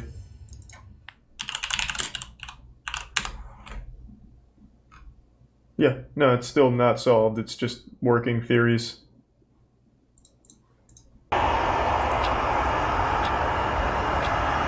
Thanks to some punk chick in the 5 gift subs. Sweat. Thank you, man. Delivery manager. Appreciate it. Thank you, Sweat. Thank you for the long time of watching, handyman. Malaysian 370, standby. At Kuala Lumpur International Airport, a Boeing 777 is preparing for departure. Malaysian 370, request level. 370, we are ready, requesting flight level 350 to Beijing. The Malaysian unidentifiable. Airlines Oh yeah, I forgot. Flight 370 is a daily passenger flight between Kuala Lumpur, Malaysia and Beijing, China. 370, 3 to right of takeoff. Nice. That's alright, Compilation Malaysia 37, thank you. 42 minutes past midnight, Flight 370 is given clearance to depart. On board are Captain Zahari Ahmad Shah, First Officer Farik Abdul Hamid, 10 cabin crew members, and 227 passengers. Was this plane ever found? I don't know. I don't know. Malaysian 370, Lumpur radar, good morning, climb flight level 250. Morning, level 250, Malaysian 370. Malaysian 370, climb flight level 350. Climb level 350, Malaysian 370. Less than an hour into the flight, the plane is cruising over the South China Sea at an altitude of 35,000 feet. The night sky is clear, and the weather They found is calm. pieces, but not the whole Flight thing. 370 is then instructed to signal air traffic control in Ho Chi Minh, Vietnam, as it is about to enter Vietnamese airspace. The flight controller in Kuala Lumpur says goodnight, with no sign that anything should be amiss. Malaysian 370, maintaining level 350. Malaysian 370. Malaysian 370, maintaining level 350. Malaysian 370. Malaysian 370, contact Ho Chi Minh 120.9. Good night. Good night, Malaysian 370. Thanks, 3 sub acid redemption. Yeah, I know 1 Jeremy minute do it. And 43 seconds later, the aircraft suddenly vanish from radar screens at Kuala Lumpur, Ho Chi Minh, and Bangkok. What? This form of positional tracking depends on a signal being emitted by one of 2 transponders aboard a plane, and so its disappearance would suggest both transponders ceased to function, or the system was manually deactivated by someone on board. All subsequent attempts to contact and ascertain the whereabouts of Flight 370 are unsuccessful. The aircraft has seemingly vanished without a trace. After missing its scheduled time of arrival in Beijing some 4 hours later, Flight 370 is officially declared missing. And in the wake of that announcement, the most expensive search effort in aviation history is about to commence. And then I remember like a year after this, Malaysian Airlines also had another plane go missing or another accident, I don't recall. But that one was really fucking eerie because one of the passengers had tweeted, "Here's my flight if it goes missing," and then it actually fucking did. Of the flight's disappearance between the South China Sea and the Gulf of Thailand. The search area was soon expanded, however, after the Malaysian military disclosed additional information. Unlike the radar system employed by air traffic control, long-range military radar does not rely on transponders, but use reflectance to track the position Just done work with them A through review the of the company and data then became collected by the friends. Malaysian military revealed that moments after contact with Flight 370 was lost, the aircraft had deviated from its scheduled flight path with a subtle turn to the right, Yeah, you just haven't followed found by it a prolonged scary. turn to the left. The aircraft had then flown back towards and across the Malaysian peninsula before turning right near the island of Penang. It maintained this northwesterly heading until it escaped the radar's coverage.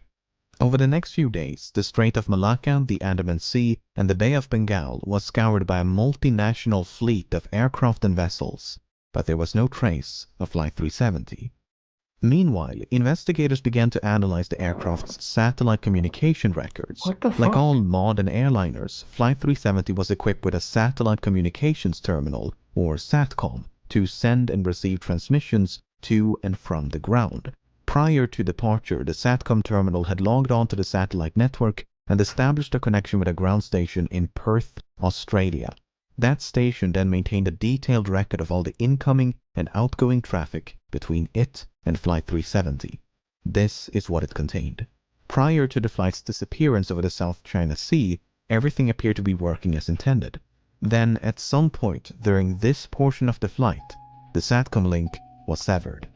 What happened? Did they see like a fucking dragon in the sky and just like get the fuck away from it? 3 minutes after the Jesus flight Christ. vanished over the Andaman Sea, the terminal requested to log back onto the network.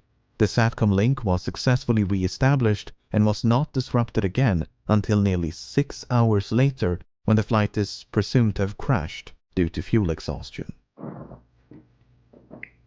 During these final hours, 2 attempts were made to contact the plane via satellite telephone.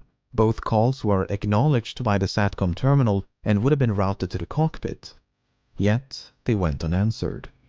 The terminal had also responded to 5 automatic status requests. In short, if the ground station had not heard from the aircraft in over an hour, it would transmit a signal to confirm the terminal was still online. It's a real story. While these transmissions did not contain any information about the flight's position, investigators were able to measure the distance between the satellite and the aircraft at the time of each transmission, based on how long it took those transmissions to be sent and received.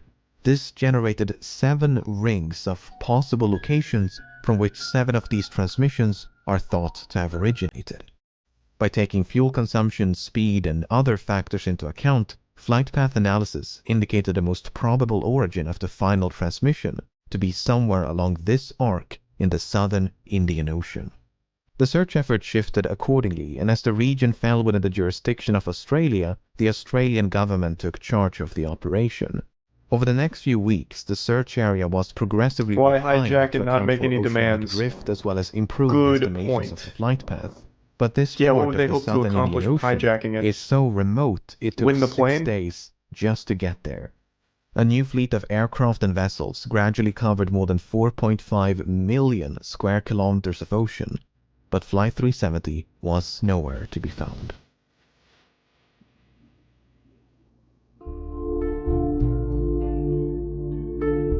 If the impact with the ocean had been sufficiently forceful, it was possible the resulting sound had been recorded by underwater listening devices known as hydrophones. This possibility was investigated, and 4 hydroacoustic monitoring stations had recorded something. It is crazy how much shit there is, like, already in the world. Like, if it crashes in the middle of nowhere, luckily we still have these robo-lizards that we have just for monitoring. Might be picked up by one of those.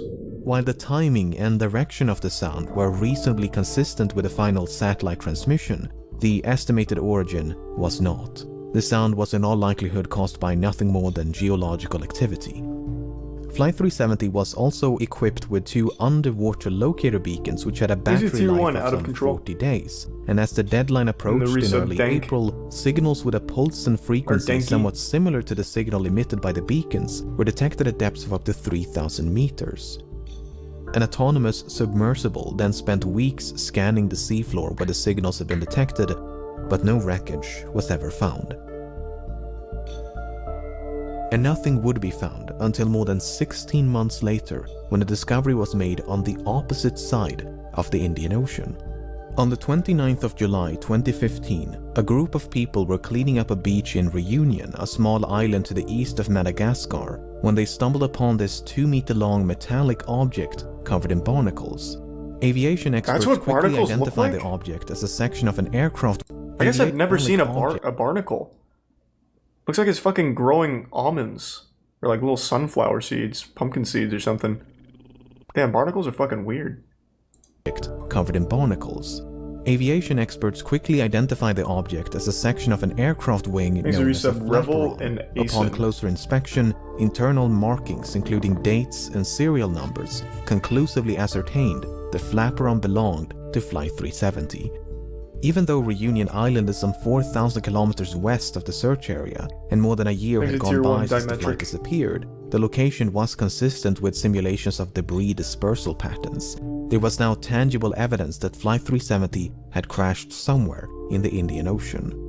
The discovery of the flaperon prompted numerous searches along beaches and shorelines of southeastern Africa, and at least 31 additional items of interest have since been recovered and examined. Some of these items include a section of the outboard flap from the right wing, a piece of cowling from one of the 2 engines, a partial door from the nose landing gear, a section of the vertical stabilizer, I fucking and a hate mangled airplanes, casing man. from one of the embedded headrests. This is why I don't fly. This shit is terrifying. 18 of these items were identified as either likely, highly likely, or almost certain to have originated from Flight 370, whereas only 3 could be confirmed. The remaining 11 could not be identified. There were no traces of an explosion found on any of the debris tested, nor was there any evidence of a fire except for 3 small burn marks on one of the unidentifiable items. The search for debris was further aided by Earth observation satellites. Analyses of satellite imagery from March of 2014 uncovered a number of images which appear to feature man-made objects floating on or just below the surface in the southern Indian Ocean. However, the images were not nearly sharp enough to resolve any identifiable markings, and multiple searches notwithstanding, this debris was never recovered. A satellite image taken mere hours after the final transmission also captured what appeared to be a contrail some distance away from the search area. A later analysis, however, concluded it was most likely a shadow from a somewhat linear cloud formation.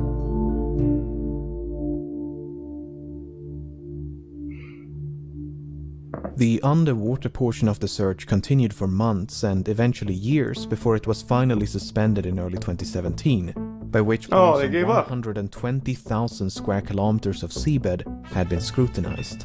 The search effort was then resumed by an American salvage company known as Ocean Infinity, but after more than a year of searching, how would they have too done came that, up Ryan? empty-handed. Unless the final resting place of Flight 370 can be located, it may be impossible to determine exactly why it crashed. Nevertheless, there have been no shortage of theories.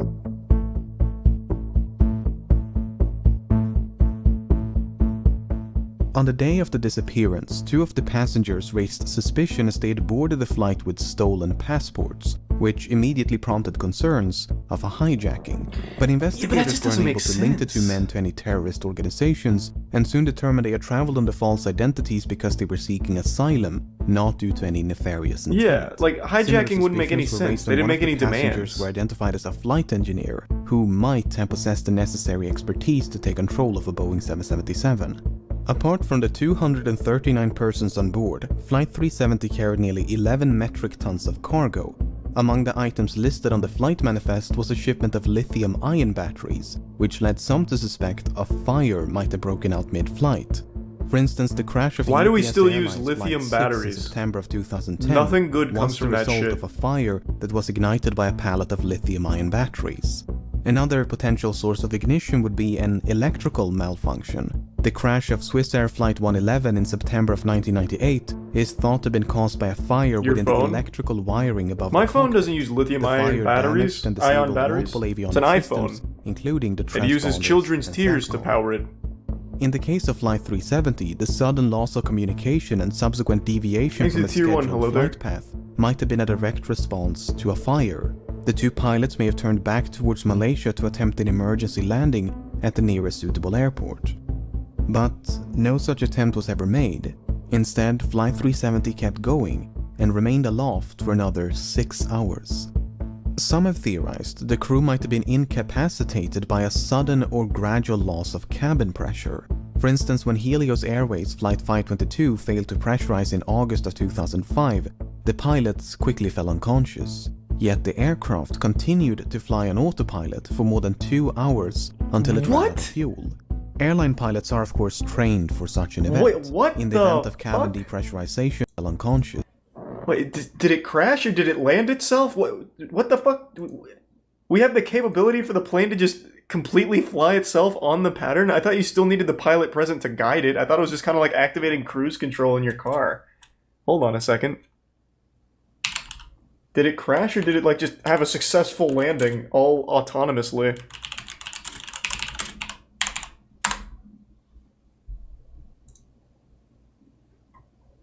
Oh, it crashed.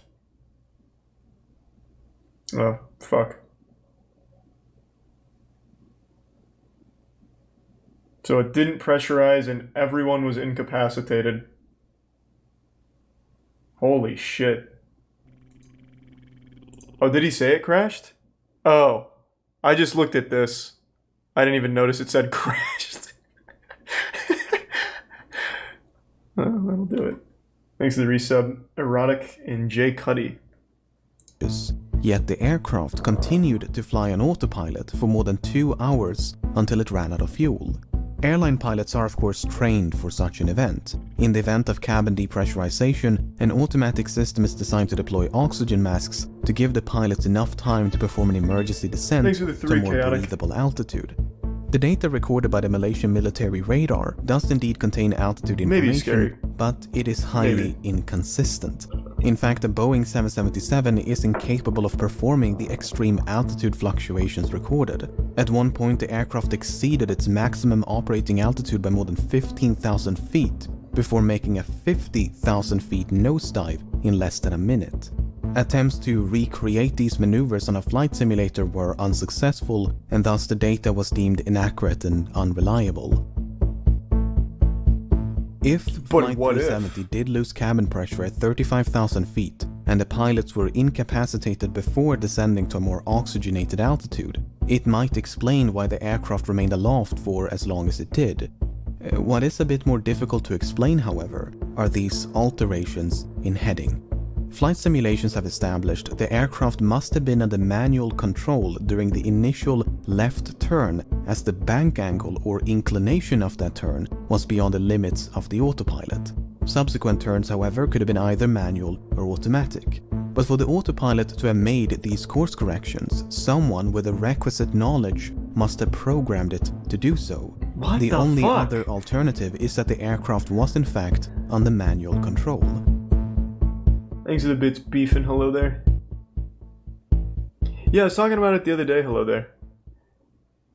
I still haven't caught up on all of it, but yeah, it's a pretty fucked situation. In late June of 2014, several news outlets reported that a special investigation had identified the captain of Flight 370 as a prime suspect. A search of the captain's home had uncovered a flight simulator which supposedly contained a suspicious route which ended in the southern Indian Ocean. At the time, there was no official acknowledgement that such a route had been recovered, and a lengthy public report issued by the Malaysian government in 2015 made no mention of such a discovery. Then, in 2016, confidential documents pertaining to a forensic examination conducted by the Royal Malaysia Police in May of 2014 was leaked to the media. These documents made it clear that such a route had not only been recovered, but thoroughly examined. Soon thereafter, the Malaysian government confirmed the existence of this simulated flight path, and this is what it looks like. It should come as no surprise that many regard this as damning evidence of premeditation, but according to investigators, it is not quite so evident.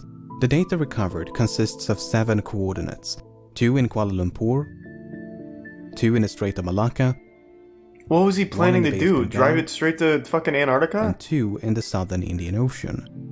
The data was reconstructed from a file that had been automatically generated and saved by the simulation software a month before the incident. However, it's not clear whether the coordinates originate from the same flight session. In other words, it might not be correct to simply trace a continuous line between these 7 coordinates, as they could be from separate sessions.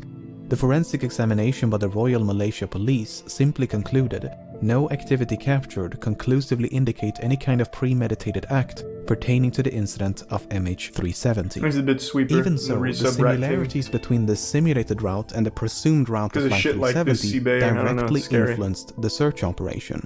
Australian investigators considered the possibility of someone deliberately extending the range of the flight by gliding the aircraft off the fuel exhaustion. If so, the plane could have traveled an additional 200 kilometers.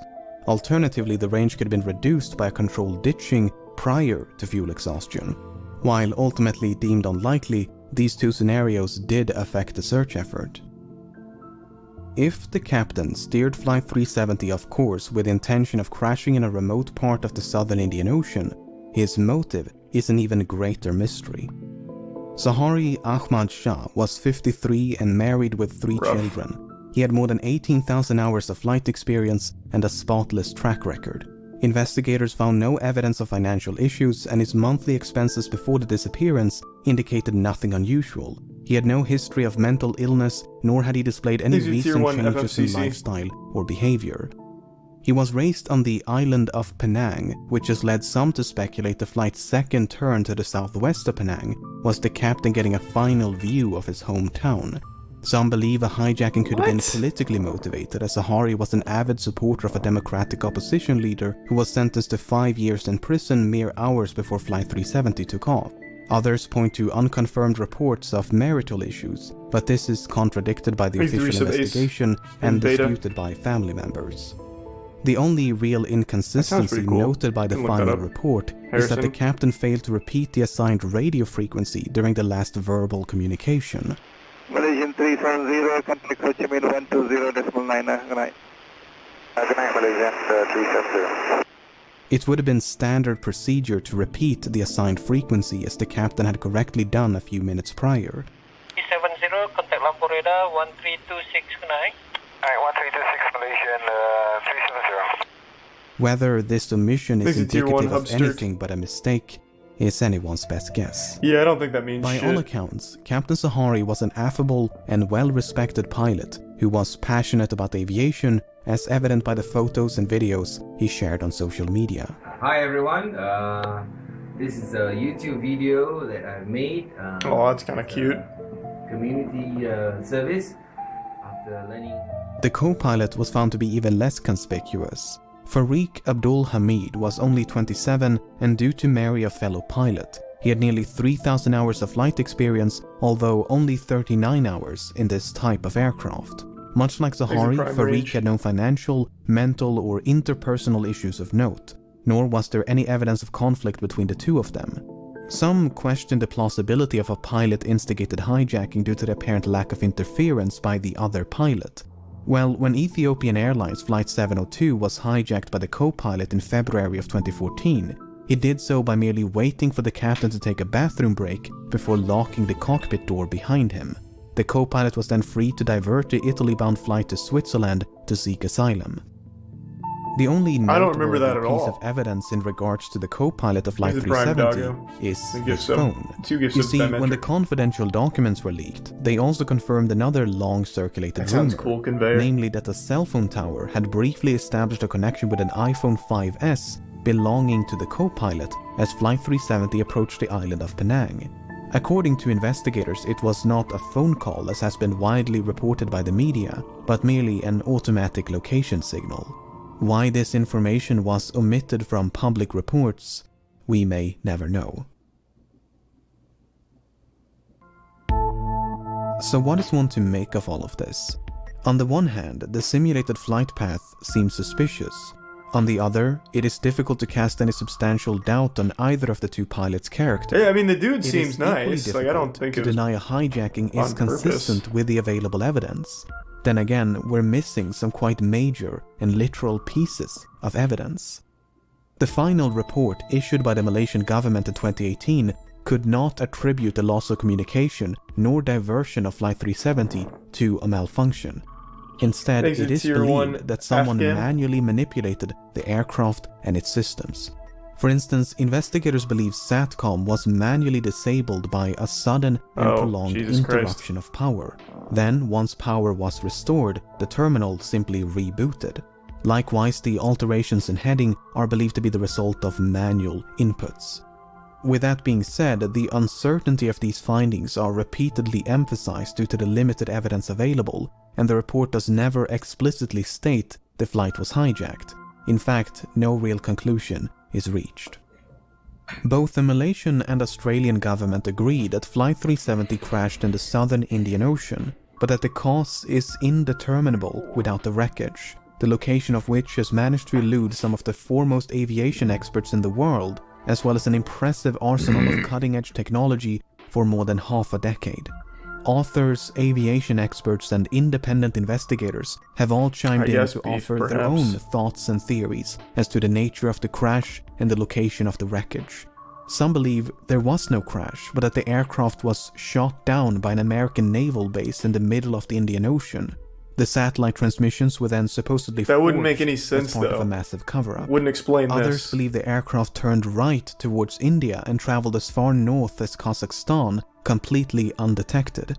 Debris was then supposedly planted along shorelines of southeastern Africa as part of a massive cover-up. Makes sense, I guess. Another theory suggests the aircraft was remotely hijacked and controlled by someone on the ground. Thanks to Prime While Greg. Boeing and other companies have experimented with technology that would allow for an aircraft to be remotely controlled, no commercial airliner is known to be outfitted with such a system.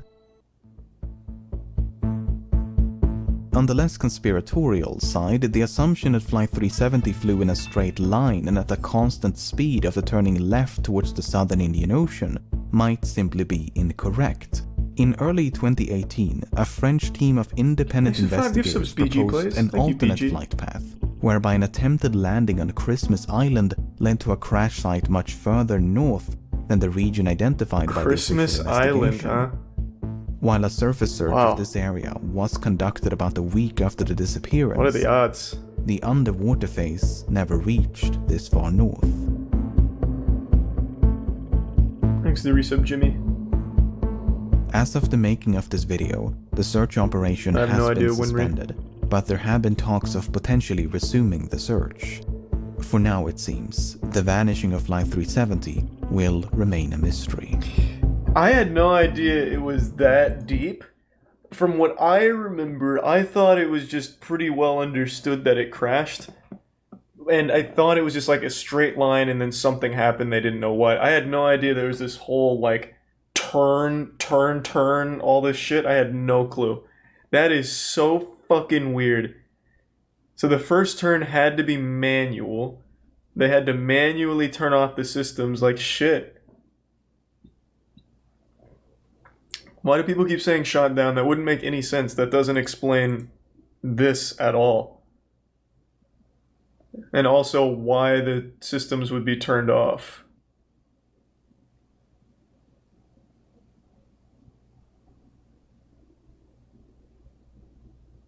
It was shot down by 5G towers. Yeah, maybe that makes more sense. Thanks for the gift sub, Skittle, and the resub, Jimmy. What an interesting fucking mystery, man. Yeah, I fucking hate planes. If even one plane malfunctions and crashes, I'm never going on one. It's fucking horrifying. I wish we could just have some sci-fi shit, or it's just a giant portal that rips through space-time continuum, so that way you don't have to be, like, reatomized. You just, like in Jumper, you know? Or not Jumper. Doctor Strange. You just open this giant thing and you see the other side and you just step right through. Simple. Cult in a dead MMO? Is it this one? This one's 34 minutes. Wait, this one's kind of like a fucking fat one. And it's already 1:30. We can let it ride. Fuck it.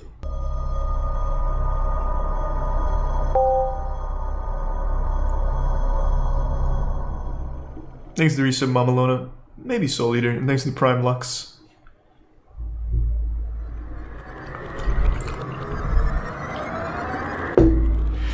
Welcome to Worlds Online, the internet's first 3D virtual world platform. Woohoo! 3D, that's crazy. We can fucking smell and go wild in here. Virtual space. Online users can shop, watch movies, listen to music, play games, and collaborate with each other. Today's web user is looking for an intimate connection with friends, with celebrities, and with trending brands that reflect their values and lifestyle in both the real world and the virtual. By investing in Worlds, you are investing in the future. Worlds.com. All good, Raiders. Just ask a mod. Together.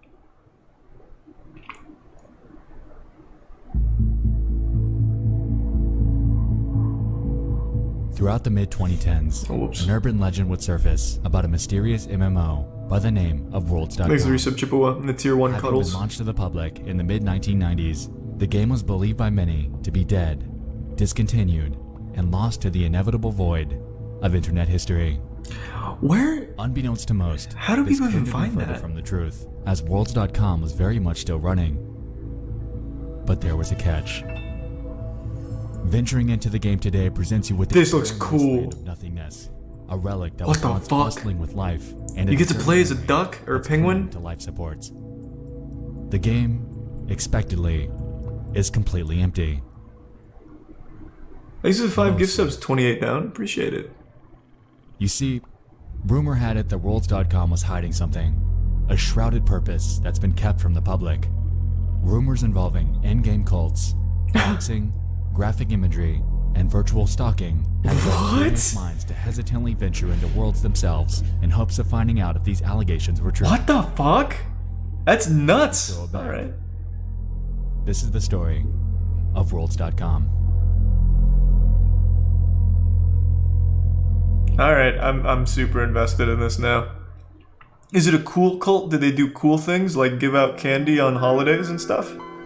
Or one of those bad ones like the Manson shit?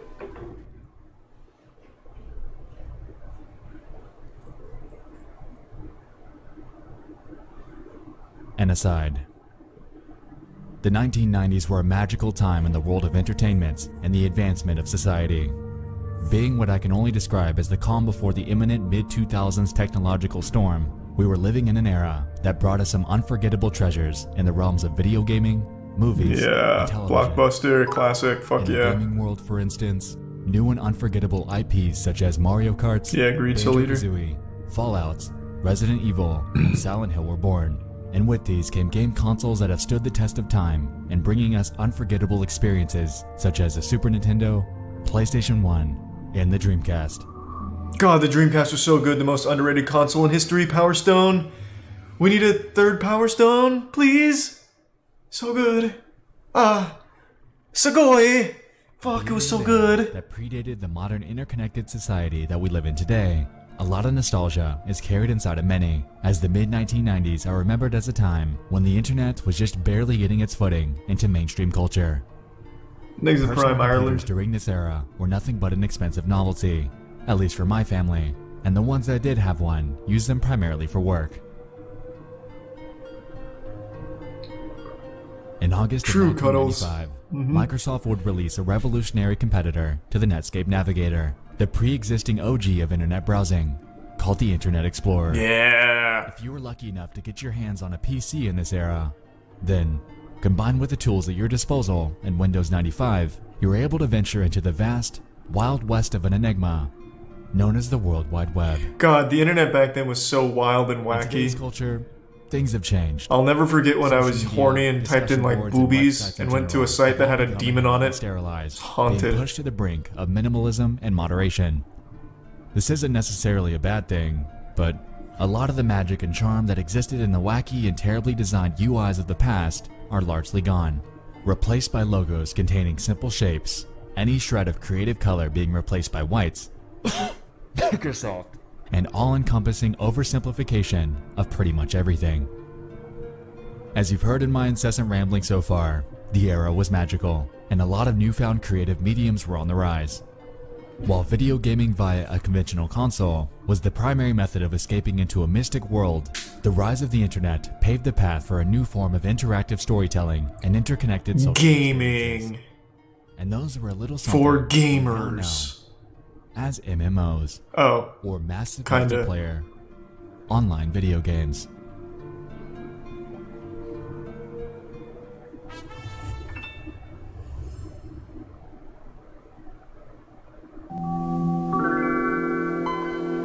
I'm really sorry to hear that, bro. Wishing you the best moving forward. It's awful. Of the many websites that were available to early adopters of the internet, one would be launched in April of 1995. I'm sorry, I didn't see with that, the name dog. of Worlds.com. My bad, man. The website was created by a Thank company you. simply named Worlds Inc.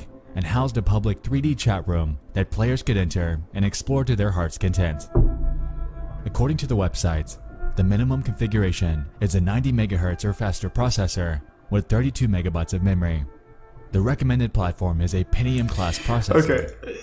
Real quick, is it just me, or on his voice, is there like a really low voice layered into it? Is it just my headphones, or am I hearing like a fucking MMO demon in there? Yeah? Okay, cool. So it's not just me. I didn't know if my headphones were dying, or if Satan was communicating through Lil Nas's music and infiltrating or something like that. Fucking weirding me out. No one else mentioned it in the chat. 133 MHz or faster with 48 MB of memory, Windows 95, 98, 2000, or NT. A whopping 80 megabytes of Thanks to free hard Red drive Rider and space Marksman. and an active internet connection. The game was a big success, mostly attributed to the novelty of virtual online chat rooms at the time. It garnered the attention of various big names, including David Bowie, Steven Spielberg, and a digital artist by the name of Tamiko Thiel. The latter two actually teamed up at one point and created an in-game environment called the Starbright World, which was aimed at giving seriously ill children an outlet to interact. The gameplay is mostly what you'd expect from something out of the mid-1990s. At the outset of registering your profile, players are given the opportunity to choose between various avatars to represent themselves in-game. Among them are a human, a penguin, a monster, a kangaroo, and a clown. Good selections. Advertising Not bad. websites are various realms. Oh, that and are you can be on the available for you to Yankees? Explore at your leisure. Among the hundreds that you're able to choose from, a few notable ones include worlds themed around David Bowie, the New York Yankees, the band Hanson, the Sky, an Animal House, and a Fun House. Thanks to resub. Venturing out into worlds for the first time, Spionix? you're thrown into a central hub with other players from around the world. The various themed environments that we mentioned prior are accessible through tunnels and doors that are next to their labels, and entering these immediately loads whichever one you so choose. Pretty innovative for its Like time, to any be 3D fair. PC game is achieved using your keyboard and mouse, and also available to you is a chat box, Thanks to allowing you Prime. to communicate to Again, others Grinna. in real time. Now this seems like nothing out of the ordinary. Along with the primitive graphics, the game is pretty substandard today. At the time though, this was absolutely groundbreaking, and PC owners flooded this thing, giving it a burst of life that would deem Worlds.com a massive success. Fuck yeah. As with anything that's been crafted in the digital age though, the user base began to decline over the years. With the Kinda advent seen of it. various More like competitors, Second Life. The mid-2000s brought with it the inevitable desertion of the Worlds.com user base, as players moved on to bigger and better ventures. Second Life, RuneScape, Toontown, VMK, MyCoke, Habbo and Hotel. Yeah, I knew it were was coming. becoming viable alternatives that not only looked better, but gave players more to do with their own distinct charm. You may have noticed that most of the names Soon, that they start Roanoke. off are now defunct. The Toontown, VMK, and MyCoke live support plugs were pulled as their developers encountered an existential problem that was prevalent from the start. They couldn't find a way to monetize them. Combined with this, the fact that these games were all run with the help of moderation teams and ongoing servers, it became evident that as long as these virtual worlds were online, whoever it was that was running them was losing money. At this point, you'd expect Worlds Inc. to pull the plug. With a dwindling user base and aging game mechanics, it seemed like this was the only sensible way to go. Oh, giant spider, watch out, holy shit! Or release something new and optimized for the next generation of online gaming. But they didn't. Damn, this place is popping off As in a there. matter of fact, Worlds.com is still downloadable and accessible to this day, and stands as an uncanny and deserted relic of the past. This is cool. Rumor has it that the game's creator, I wanna play. Tom Kidron, is simply fronting the server costs himself and running it out of his own home. Good man. That begs the question. Thanks. Why on earth would an individual be fronting the costs to keep a dead video game alive? What part of this? He's got a abandoned virtual landscape girlfriend with is big so titties. pivotal that it's still in existence over 20 years later?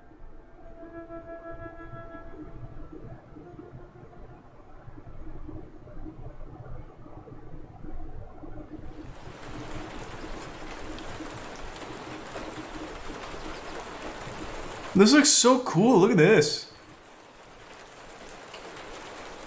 In the short span of time that I've been here, it suddenly dawned on me that I'm visibly the new guy. Everyone here seems to know it. Uh-oh. I'm not a regular. They think he's a cop. They think he's the feds. Comfortable. Down the rabbit hole. Run! Get out of there! Engage no clip.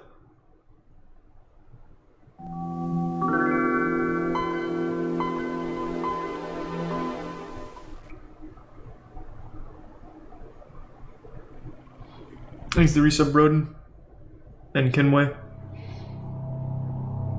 Yeah, someone is still running the servers, he just said that. Rumors began to spread about the game thanks to certain anons from 4chan's VNX boards. Allegedly, there existed potentially illegal and cult-like behavior from the game's handful of players during that time period. As you'd expect, upon catching wind of this, the rest of 4chan did what they do and went in to investigate. Before we continue, I wanted to make something explicitly clear. In my hunting, it dawned on me that these allegations surfaced at a point in time that predated the year 2012. I say this because the oldest records that I've been able to dig up are from that year. Unfortunately, most of the archives, images, and audio files that we're going to get into have been lost to time. What? However, there are some that allow us to piece together a cohesive storyline as to what actually went on in Worlds.com. So let's talk about the game itself. A major element at the game's core was the ability for users to create and host their own customized universes. Wait, I'm confused. What does he say? So everything here, 2012? What? Much like Minecraft, if someone chose to do so, they could create their own server, build what they want, and invite certain players through a downloadable file that's accessible through Shaper. Many of these became archived on various websites, and even today, there are download links out there to access certain Everything custom dated worlds. before 2012 are lost. Effectively, Okay. the possibilities were endless, and harnessing Thanks for the subbing me. creative freedom that they were given, players were able to create some admittedly impressive worlds. Now that it's died down, though, things have become a bit darker. A bit more controversial. I'm not sure about Second Life having a cult. While there are groups of people that are or might be strange in their own right, there are two that have starkly stood out to me as the most mysterious. Two users, a Gimbly and a Nexialist. Interestingly, both have crossed paths in the game. However, their stories couldn't be further apart. Contrary to Nexialist, the stories surrounding Gimbly seemed a bit more grounded in reality.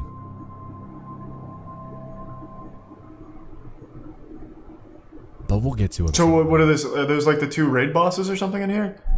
The two different big groups?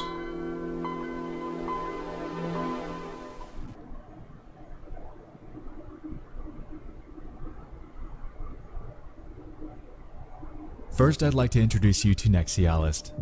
According to an early 2012 blog by the name of ForgottenWorlds.com, the profile piece on him states the following. Nexialist is a regular at Worlds.com that has been trying to pull in the VNX boards to play this game. Nexialist is a successful user that's been able to get a cult following in the game, which is hard to do. He constantly reaches out to dedicated players to join him, as he seems to be called the Key Bearer. Key Bearer. Around the game without Okay. chatting. This isn't even close to covering entirely who this guy is rumored to be, so allow me to pick up where they left off. According to 4chan and various message boards, Nexialist is abstruse, a shred of indecipherable mystery that's lurked Worlds.com for what some believe to be as long as the early 2000s. Encountering him, This is wacky. and it's been rumored that you don't actually find him, he finds you. Upon discovering you, he'll approach you without words, standing as what appears to be a lifeless corpse as you begin to quietly panic at his disturbing avatar. After the initial shock dies down, you're told to follow him, and as a result, you embark on a journey through hellish customized corridors that bear satanic symbolism and graphic imagery. Who is this guy? Can we get an update on the guy playing Professor Utonium? Where does he fit into this grand scheme? After your tour, Nexialist will begin sending you disturbing audio files. Audio files that I wasn't able to find archives for, but if we go by descriptions from 4chaners, it's safe to assume that these sound like the distorted deaths of dying animals. Once you're scared to your wits' end and you leave the game, he already knows that you're going to go to 4chan to talk about it, because that's what he wants you to do. Spread the word, get people talking, and the next sucker that grows a sliver of curiosity and decides to check it out is his next victim. Unfortunately, this all reads like an urban legend. People have been able to capture screenshots and video of Nexialist over the years, but not much, aside from very few outliers, have been found that outlines what I'm describing. Because of that, I'd like to put a pin in this arcane figure and circle back on him later, Because this is the game Vine Sauce played, Vinny? I'd like to bring you into. Is it? Someone I saw on one of those threads.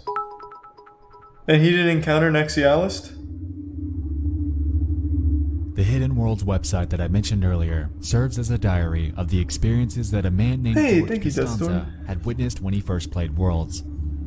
According to his blog, he found a bizarre network that this Jimbly guy seems to be running, and the entries on his websites outline a considerable amount of information that I'd like to dive into and unpack.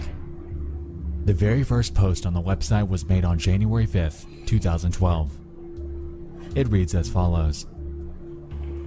Well, I started playing this game called Worlds.com.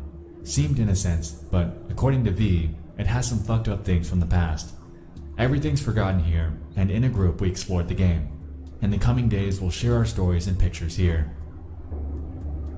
Further on that day, another post was made outlining Jimbly's supposed network and its inner workings. The game started as interesting, Soul Eater. We had gags while we explored the worlds, skeletons popping out, and finding Pegasus.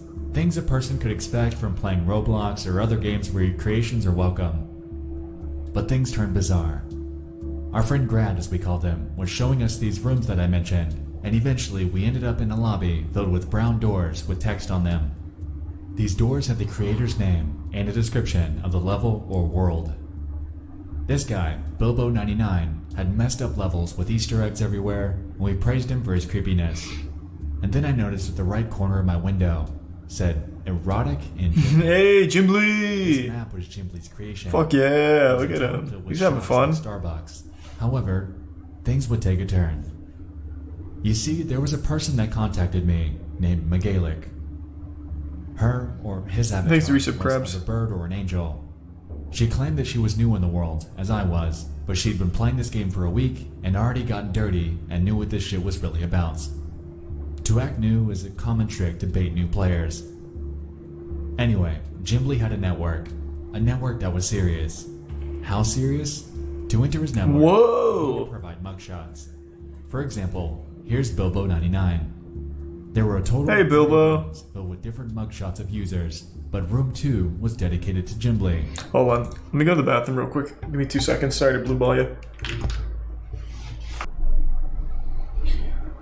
Alright, I'm fucking back. Ended up taking a shit. Jump scared myself with my own fart. Pretty wild series of events. Let's go.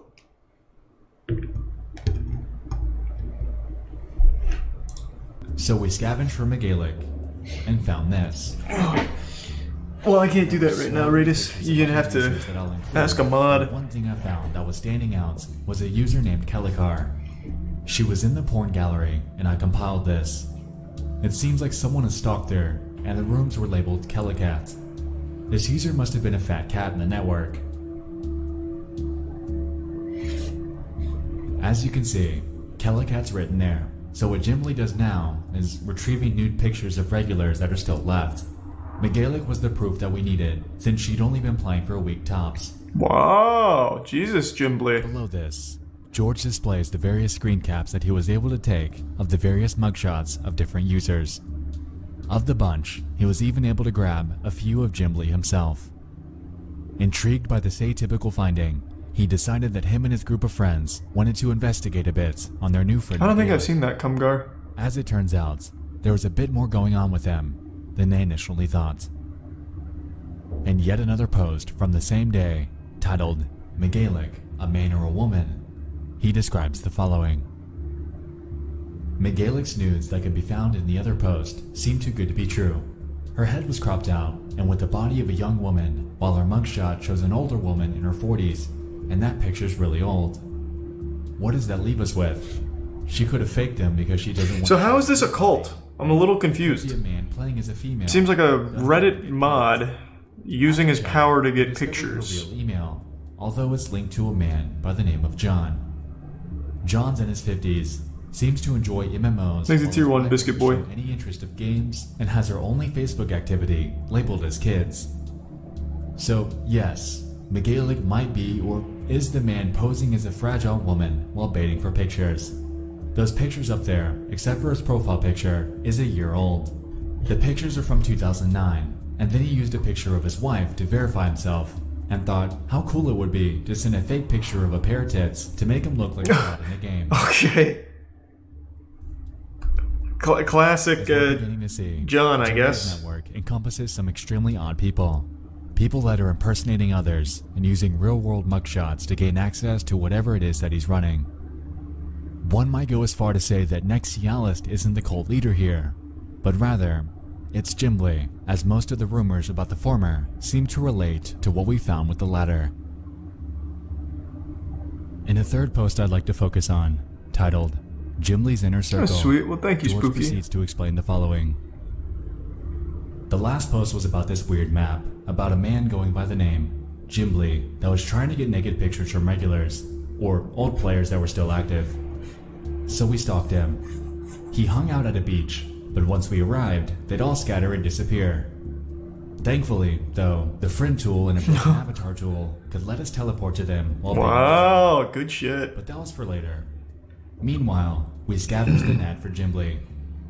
We found his website, GimbliWorlds.com. Whoa, Gimli. GimbliWorlds.com/pics, only to show a black screen with red typed text that said darkness. Pretty cool website. George reveals publicly accessible information about Gimli, including an email address, before closing his post with the revelation that also, Gimli's into traps. This can be found in his porn gallery. With this in the back of our mind, you know I couldn't just let this go. I had to get in. I had to find out if this was real. There's no way it'd still be up. Gimli and began my hunt. What would it be, 7 years later? Jeremy Erickson. I start a message and write the following. Good evening, Gimli. I've recently started playing Worlds and was interested in joining your in-game network to congregate with yourself and other players. Upon consulting with a few anons from X, I was told to reach out. I've downloaded a few worlds from your websites and am currently trying to get them working. Just let me know what I need to do when I'm in. Thanks, Jeremy.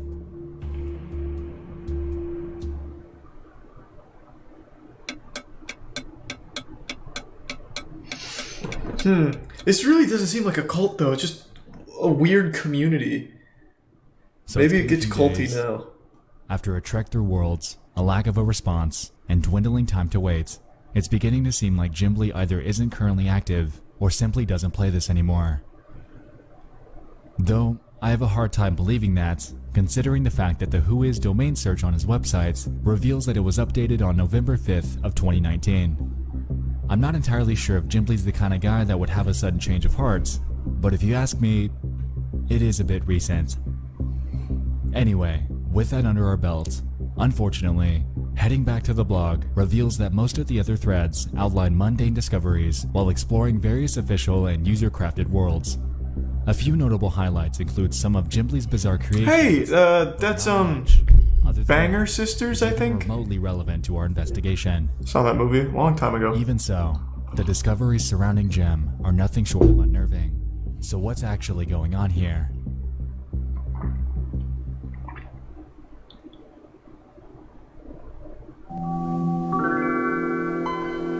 He's the Prime Purple Elite.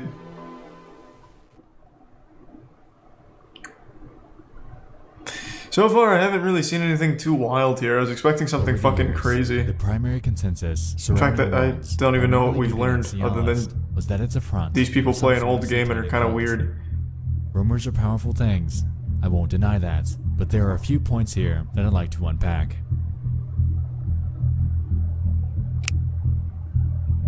Contrary to Nexialist, Gimli surprisingly hasn't generated much buzz online. This bizarre, cult-like network that he seems to have created how is it cult-like, though? Effectively cements him as somewhat of a wild card in my theorization. What this guy is doing is weird. From the mugshots to the vast database of supposed network members to his secret repository of graphic imagery, it seems like he is the one actually running the rumored cult. While it doesn't deal with Satanism and death like the urban legends claimed, this guy is, whether he knows it or not, effectively catalyzing a situation in which people run the risk of being doxxed. It took George not even one full day to piece together the real identity of the wife and man behind the McGaelic mugshots, and it's unclear how many other selfies that he has stashed away in the world that he's, according to the blog, been building since 2005. To be frank, aside from the lack of a response, I wasn't able to find much else surrounding this guy, and it's safe to assume that there are others like him. I'm not sure, Roanoke.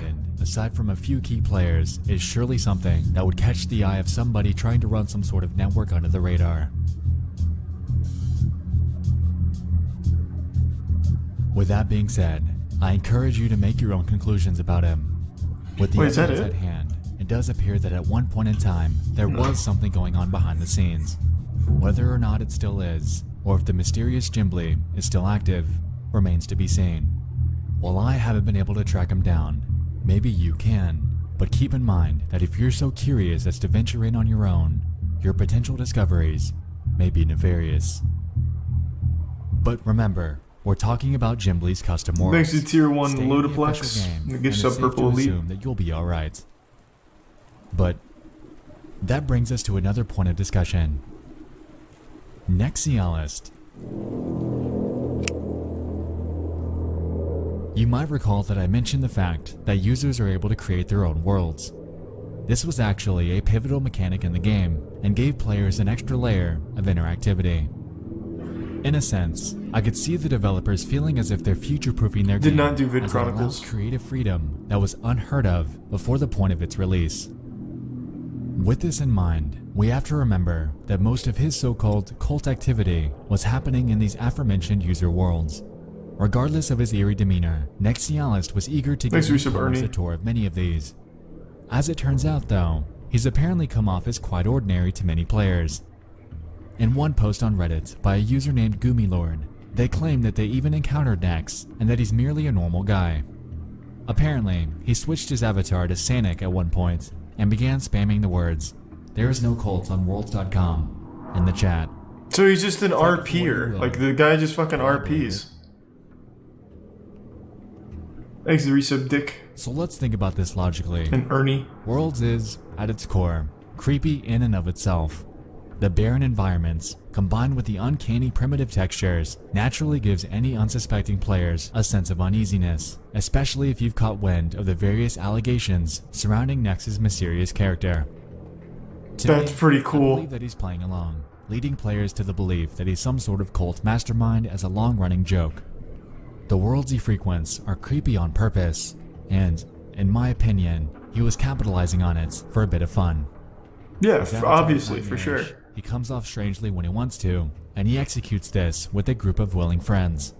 The same friends that we see in the so-called cult screenshots that were captured in-game. A weird hobby, but to each their own. I'm not judging. So there was nothing. Now with all of that out of the way, there's still one glaring question that remains. Why does Worlds still exist? That's the only really weird thing about it. Like, there's no point to keep it running. That's like the only odd thing. Like, Gimbly asking for pictures of people is the sign of a lonely person wanting to make sure, like, you know, this is a person, and I'm talking to a person. That's what it strikes me as. And the porn stuff is him taking fucking Google images. Direct your attention to the game's owner. Tom Kidron, in his many years as the world's owner, has become somewhat known. There's the 5 goose subs, Lodiplex. Thank you, man. Troll. Patent trolls essentially purchase many different elements and ideas of a particular product and squat on them for years, filing lawsuits against anyone that violates them. The reason that these people are called patent trolls mainly rests on the fact that the ones they purchase are typically what they perceive to be a sought-after and core element of a particular product. In this case, Kidron's been squatting on patent number 7,181,690, classic patent, which is titled System and Method for Enabling Users to Interact in a Virtual Space. This was filed on August 3rd, 2000, with further detail in the following. The invention provides a highly scalable architecture for a three-dimensional graphical multi-user interactive virtual world system. In a preferred embodiment, a plurality of users interact in a three-dimensional, computer-generated graphical space where each user executes a... Yeah, he probably sues everyone that makes one of these kind of games. From the perspective of that user. Sounds broad, doesn't it? That was on purpose. Andy's used it. Even as of this year, there are articles all over Google explaining legal cases that Worlds Inc. has filed Worlds against vs. Bungie? IPs such as Second Life, Blizzard, Bungie, and more. And according to a Vice article from 2015, they ever won? Kidron rakes in a whopping $200,000 a year from his court proceedings. This effectively explains away the server cost. When not many, if any players play your game at all, the result of this is cheap upkeep, low bandwidth, low server costs. Ergo, he's raking in cash with a positive net income. In the US, the typical patent lifespan is 20 years, so at the time of writing this, we have just short of 9 months before Kidron would either have to renew or simply let it expire. As a result of I'm this, sure he renewed. If he so chooses, he could let it run its course and retire from his relentless court proceedings. If he does, I wouldn't be surprised if the Worlds game goes down with it, effectively and permanently leaving this artifact of a game to die.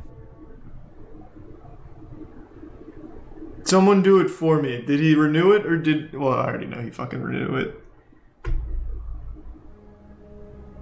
So, all in all, as it turns out, Jimbly is the real enigma here.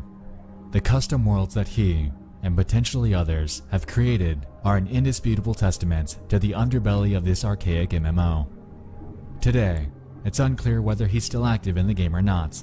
Ooh, even so, this is a huge the tier inner mechanisms 3. of this fabled network are something Rates that perplexes 2? me, as I see no end goal Thank you. other than to hoard a repository of Appreciate images the huge for tier his own 3. enjoyment.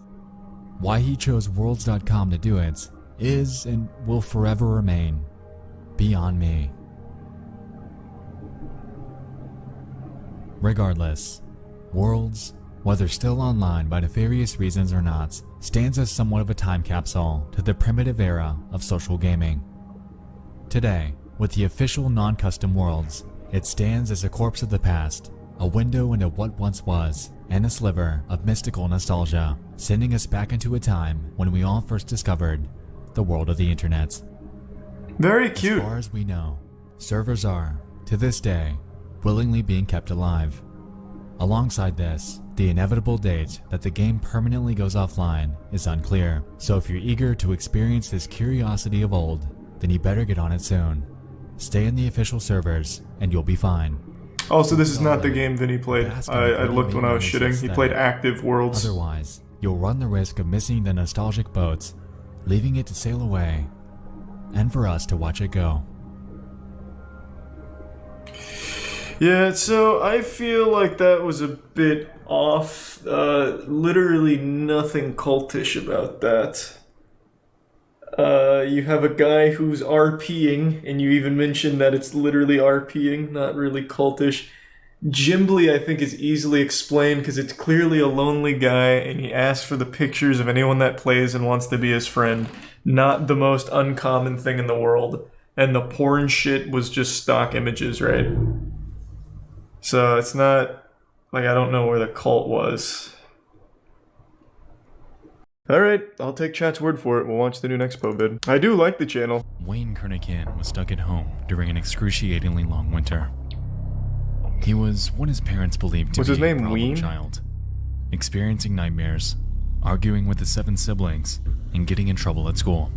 Having gone on record to state that his father beats him with hockey sticks, it was undeniable that their humble abode in suburban Connecticut was less of a place of refuge for him. The man on the phone says that Wayne should come right away, and that they'll have a private jet waiting for him at Danbury Airport. What a good deal. His mom tells him not to worry, wow, and that it's more of an outdoor camp type thing that'll make him better. So Wayne packed up his stuff that night. Eager? Sure. Nervous? Yes. But absolutely awaiting the things to come. Inquire on why he was sent there. Who made this vid? It's Nexpo. Drugs. I keep seeing this one's fucked up. When Wayne began to question whether he was going to the place he thought he was. Cults are known to be pretty cool. Didn't seem right. Looks like a camp, he thinks. However, when he exits the vehicle, he isn't greeted with the silent serenity of nature, but instead, the screaming. Yeah, but that could mean anything. I scream when I'm having a lot of fun. Like, yeehaw, we're having fun. Yeah, I saw the American Horror Story cult season. American Horror Story is the best shitty show.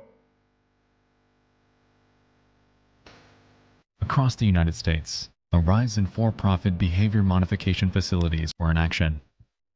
Now called the troubled teen or tough love industry, it seemed to be a money machine aimed at altering and stifling troublesome behavior in adolescents. Well, The someone's exact got date is to. hard to gauge, given that this was the decade following the rise of the hippie subculture. Authority was and had been challenged for years. Whoa! That facial hair is kinda nutty. That looks cool. It's like Wolverine, but not cool like Wolverine's. It's like a little cushion. That's nice. That's like an OG neckbeard. In early 1970, a psychiatrist Thanks to named resub Gerald Davidson, Finca. alongside investor David Goldberg and a man named Joseph Ritchie, would band together to create a school named Elan, a private co-ed behavior modification program geared from grade 8 to beyond high school. Ritchie billed the facility as one that would correct bad behavior by teens without punishment, while painting himself as a genuine mentor that could help make that happen. They had a City website? 133 have gone on record to state that their initial, outside impression of the school was that it was like a summer camp in the Maine woods. However, Looks like a summer camp. Furthermore, some have stated It does that look like once they Crystal exit Lake. the vehicle expecting a lively campground, they're instead faced with a sight much stranger. Some students were spotted wearing degrading signs, some shackled in handcuffs, What? some being yelled at. Point. They It's been take noted discipline that very some students seriously. attempt to flee. School was marketed, touting itself as an altruistic institution genuinely concerned with helping troubled teenagers get better. It was clear from the outside that those claims were a reach. Is that Charles Manson teaching the class? But Man, they got just how far celebrities, would they take teachers. that? Good for them. Observe the So vernacular this is pretty used to recent. appeal to each parent. Dear parents, we're very aware of how lonely and confused you must feel as you sit down to read this. If you're like the parents of most of our students, you're faced with an adolescent whose behavior is out of control, and you don't know why. A youngster who's been given everything and is throwing it all away is difficult to understand, but you can see that this process is progressive. The most saddening part is knowing that your offspring is ruining his or her future. Your own pain is difficult, but your pain for your child is unbearable. Yeah, they're not reaching their But full coming to potential. Elan, it's been noted that Joseph Ritchie was somewhat of a salesman. He was charismatic and excelled at convincing parents of all the good that Elan could do for their kids. The good that, as we'll soon find, was all a lie. Reportedly, once your parents agreed to send you off to Elan and pay the $50,000 tuition fee, they designated time and date with Elan's so-called teen escort service. They wouldn't pick you up during the day, though. Instead, in the middle of the night when you're Why, fast though? asleep, they would bust through your door and kidnap you. Why? In years past, Elan staff have stated that since the child has no say in attending, their capture hinges on the element of surprise. Okay. According to a blog, two So are men these breaking just into the teen's stories? bedroom, What? physically subduing them. Are these just stories this guy makes up? What? No, what?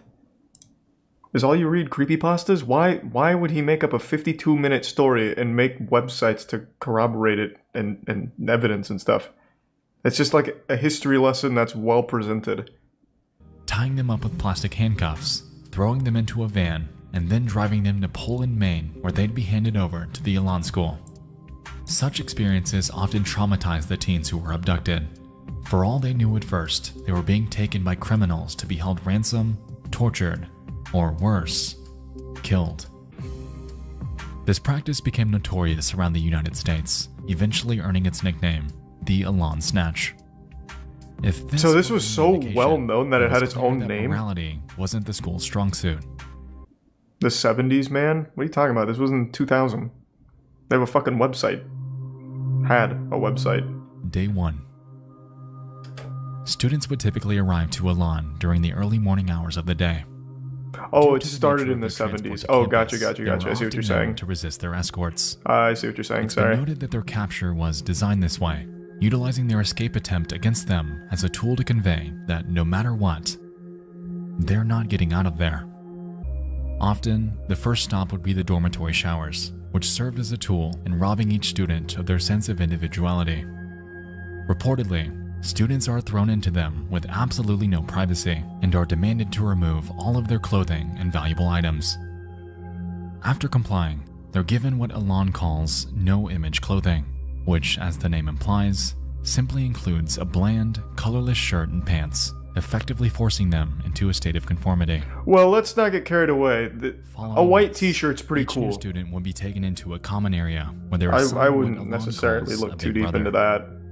This, in essence, was a tenured student designated to be a guide.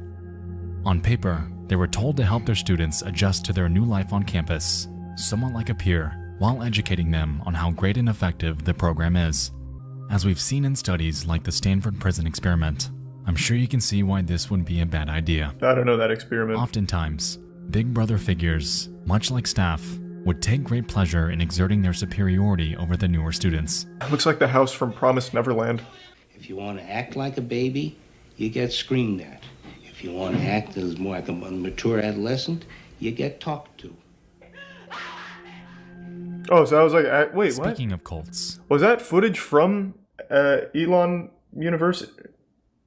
Is it Elon or Elan? I don't know how to say it. Either way. But didn't he just say that they were forced to wear, like, the colorless shirts? Because that guy, like, that second guy, he's kind of dripped out. He's got a chain on. He's got a red button up.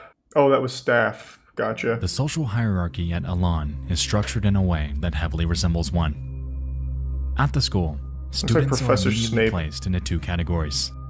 Strengths, which were tenured, obedient students that were a few steps up the totem pole, and non-strengths, the newer ones who typically resisted treatment. Strengths were allowed to talk to fellow strengths and non-strengths. Non-strengths, on the other hand, were only permitted to communicate with strengths.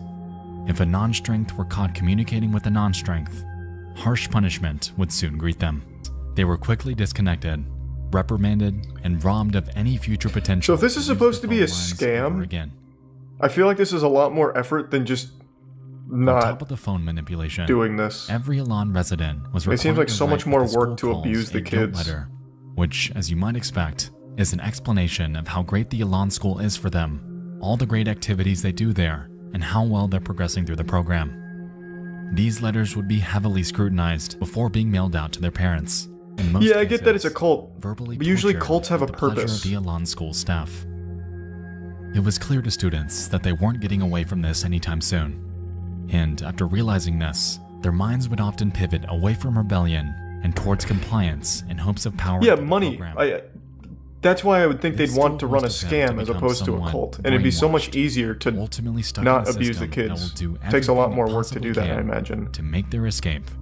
So I'm assuming there is a point to the cult, like they want to turn these kids into like super soldiers or something. I don't really know. But if it was just a scam, they're putting a lot of work into it. Whereas they could just take the kids here for $50K a year and just let them play basketball and sleep. The Elan school were immense.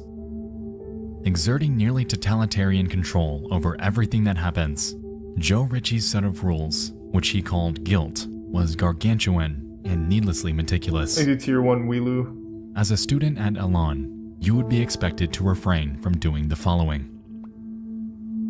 Having any image, reading as a non-strength, not completing learning experiences, writing without permission, being sideways, looking at security zones, non-strength interacting, talking too loudly, talking too softly, looking at the opposite gender, being attracted to someone, any physical contact, looking out windows, unauthorized drawing, not listening to higher ranks, pretending to sleep at night, thinking of running away, being in the bathroom for too long, wearing dark clothing, being manipulative, being lazy while working, listening to music, talking too much, showering for all in all, they're pretty lenient. Not talking enough, making facial reactions to orders, negative body language, pretending not to have guilt, oversleeping, undersleeping, smiling, And the list goes on and on. That's not bad. Clearly, these rules were not designed to be followed. Basically a lawless causing place harsh over there. penalizations to become commonplace. To help enforce these, Thanks to Resub individuals Integra known and as Razzle Dazzle. expediters were designated by the school to stand on watch with clipboards. Primarily, they were known to catch those that broke 3 rules: being attracted to members of Thanks the to Gift opposite Sub gender, Uzi. looking at the opposite gender, and making prolonged eye contact with anyone else. Since Expediters, too, were required to fill their clipboards with names and infractions at the risk of their own punishment, they frequently and unapologetically made assumptions and accusations that were a lie. Cases, and the requirement to wear a bright yellow t-shirt and short pink shorts. The school figured that, without laces, their shoes were effectively useless, What? in turn preventing any ability to move any faster than a walk. What is it, A like more barbed extreme wire on the example ground of or split something? risk punishment Just go is barefoot. shown with this student. Instead of a t-shirt and shorts, though, he was forced to wear a bright pink rabbit suit with cuffs around his legs. It's unclear if this is a repeat offender, but it raises the question as to how far Alon would actually go with this tactic. Thanks to Resub Hunter. Students that smiled at a place were punished by wearing dunce caps and reduced to work that the school calls shot down. These involved repetitious, dull tasks like mopping floors, scrubbing the insides of trash cans, and even cleaning toilets with just a single toothbrush. Man, if I went to one of these fucking schools, if my parents If sent you me haven't here, used the I would never bathroom during forgive them. shutdown, it's been noted that approval by sometimes 6 or more superiors was required before you were able. And even then, an escort had to watch you while you were in there. This, on top of a myriad of other degrading punishments, Maybe some like retribution. humiliating sign and diaper wearing, it's clear that Alon kept an iron grip on their daily operations. Their daily operations that took up most of the daily schedule, and those that were deceptively named by the Alon school themselves as their treatment. Makes it a bit savage. And give sub Ethan. But I will say, all of these punishments are relatively tame compared to what we're about to talk about. Let's just say, if you pissed off a staff member, they could start something called a general meeting on you. And trust me, you wouldn't want one. That doesn't sound so intense. What, we're just gonna debate, huh? There seemed to be no standard for them. Get your feelings off, the administrator screams. And following this, each student in the room would begin screaming at and berating the student, firing off slurs and obscenities. For Oh, so it's like Twitter. No matter how much Pretty the student innovative. pled for everyone to stop, no matter how much they broke down, no matter how much they cried, general meetings would not end until the admin said so. And when it finally did, the victim would lie there, often crying and exhausted at the relentless abuse that they'd just endured. It's clear that general meetings aren't designed to reprimand. They're designed to completely break each and every student that's the subject of one.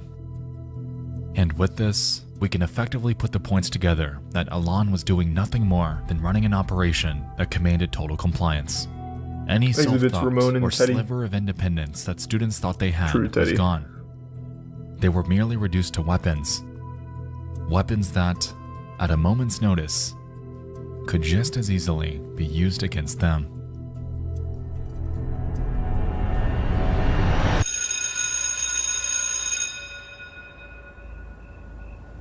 "7 p.m. Are they also haunted by vampires or something too? Like, how much worse can it get? Contrary Fucking werewolves to or its focus something? on academia and outside marketing, school time within Alon was secondhand to the students' treatment. Typically, the time frame for learning was 7 to 11 p.m., but sometimes could run longer. As you might expect, there were no extracurriculars, no physical Lazy education, 2 on Squish no and the resub projects, Kuckaroo no 0 legitimate and Gengar. exams, nothing. Instead, students were required to grade themselves The on Prime work that Craig. they were self-assigned with absolutely no direction. Allegedly, he believed students were easier to control while sleep-deprived and utilized even this as a medium to work against them. By 11 p.m., if a student makes it through a night of work without issue, school hours then draw to a close. Not bad. They're quickly released from class and escorted to their dorms, which were often in the form of uncomfortable, impersonal, military-style bunk beds. That's military style? A piece of wood? Sleep was known to be difficult, as designated students named night owls were assigned to stand guard with flashlights. In regular intervals, they'd shine them on the sleeping students to both ensure that they hadn't escaped and to secure the fact that they're actually asleep. What? A requirement that, as we can recall, was also in the list of Elan's rules. And if one actually manages to calm their nerves, dozing off into their only time of tranquility, that would allow them to effectively place the cap on a day in the nightmare. I just want to see if like the main guy behind it's still alive, but I don't want it to be a spoiler either. His name was like Joe something and I forgot, so I'm trying to find it. It says, I don't think it's Joe Rogan, but it keeps wanting me to type in Joe Rogan. It was like Joe something. Richie, that's what it was. He's dead. Damn.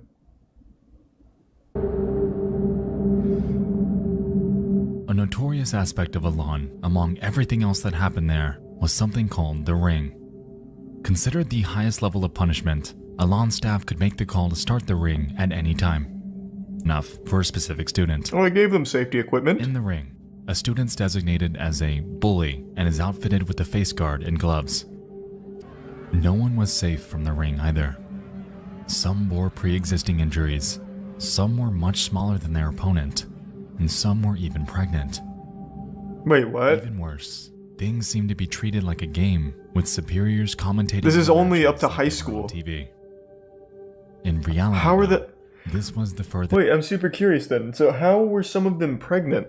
Because you're not even allowed to look at the opposite gender, and assuming that you lived here for a year, how would you get pregnant? That makes no sense to me. I guess if they could have arrived pregnant, which would check out. Staff? Oh, I see what you're saying, by the staff. Right. Thanks to the prime material. I keep forgetting that there's actual adults behind this, because it looks like, it sounds like they literally only appoint the students to do everything here. It's like Lord of the Flies. This thing from TV. It costs $17,400 to send the average youngster to Elan for 1 year. Even at that price, there are judges, social workers, and parents who consider it a bargain. Elan's defenders claim it has the most consistently effective program for salvaging young people who are too difficult for other facilities to handle. It's administered by the kids, first of all. Corporal, it's a harsh term. Okay, what it is we have the Ring, okay, which oh, he's super open about it. Misinterprets. It's not a boxing ring, it's a ring of human people. The bully is introduced as what he is. In this corner is the bully who's trying to turn this facility into a detention center, okay? And in this corner is the house champion who's going to show him why it can't be done. And that's exactly how it does. And we never allow the bully to win. But girls get put in the ring, too. Well, girls bully as well as boys do. I mean, you know, it doesn't, it's, you know, we're a equal rights facility. Oh, that's progressive, okay. Spanking, which is symbolic. Again, it's a last resort, okay? Wow. And it's one resident spanking another resident, and it's done with a ping pong paddle, okay? And usually a person won't get spanked more than once or twice. But it's a symbolic thing, which is if you're going to act like a baby, you should be treated like a baby.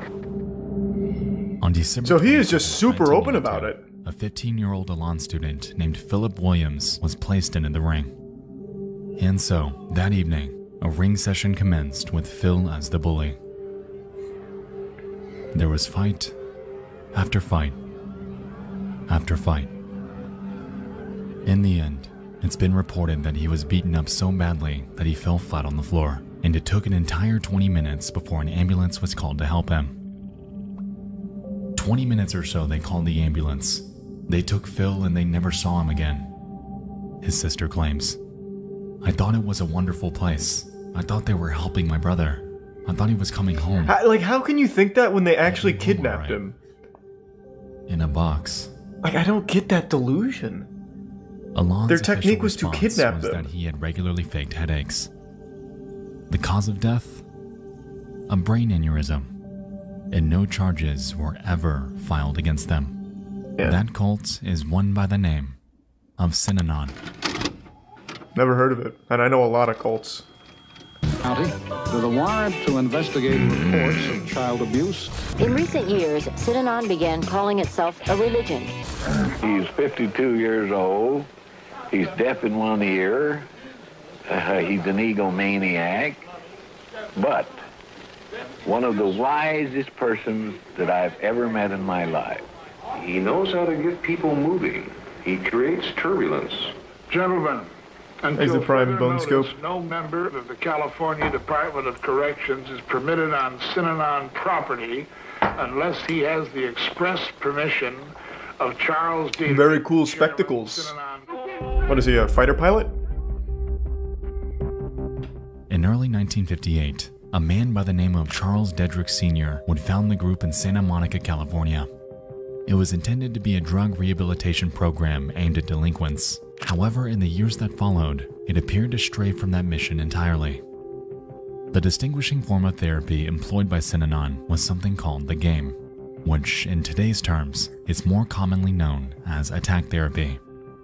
The focus of the game was to break down the social construct of an individual's mind by first allowing them to open up about themselves before commencing an aggressive beratement session, much like we discussed earlier with general meetings. The primary goal was to recreate someone's personality and sense of self by completely demolishing everything they know about themselves before rebuilding them as a newer, subjectively better person. It hinged on the brink of legality while being entirely immoral. And, unsurprisingly, by 1991, the cult would disband due to criminal convictions that caught up to many of their members. The founder also died just 6 years later, leaving behind a dark legacy that, to this day, is known as one of the most dangerous and violent cults that America has ever seen. That's weird. I've never heard of them. This is, of course, the abridged history. To be honest with you, I could make an entire hour-long video on the operations and practices of Synanon. Oh, they look like they're having fun. For another day. If there's one takeaway tonight, though, it's that it unknowingly fucking serves as an inspiration and blueprint for other institutions to follow. One of those being Elan, and by utilizing similar practices, they appeared to carry the torch that Synanon was forced to abandon. They knew they had to keep up appearances too, thriving off an immaculate public image, spearheaded by the charisma of Joe Ritchie. Before the age of the internet, admittedly this was easy. Built with Prime Pink.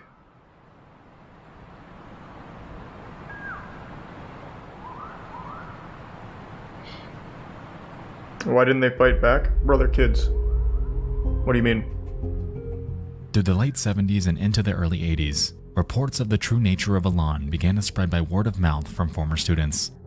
Authorities in Maine reportedly visited the school upwards of 12 times to investigate, however returned with absolutely nothing to show for it.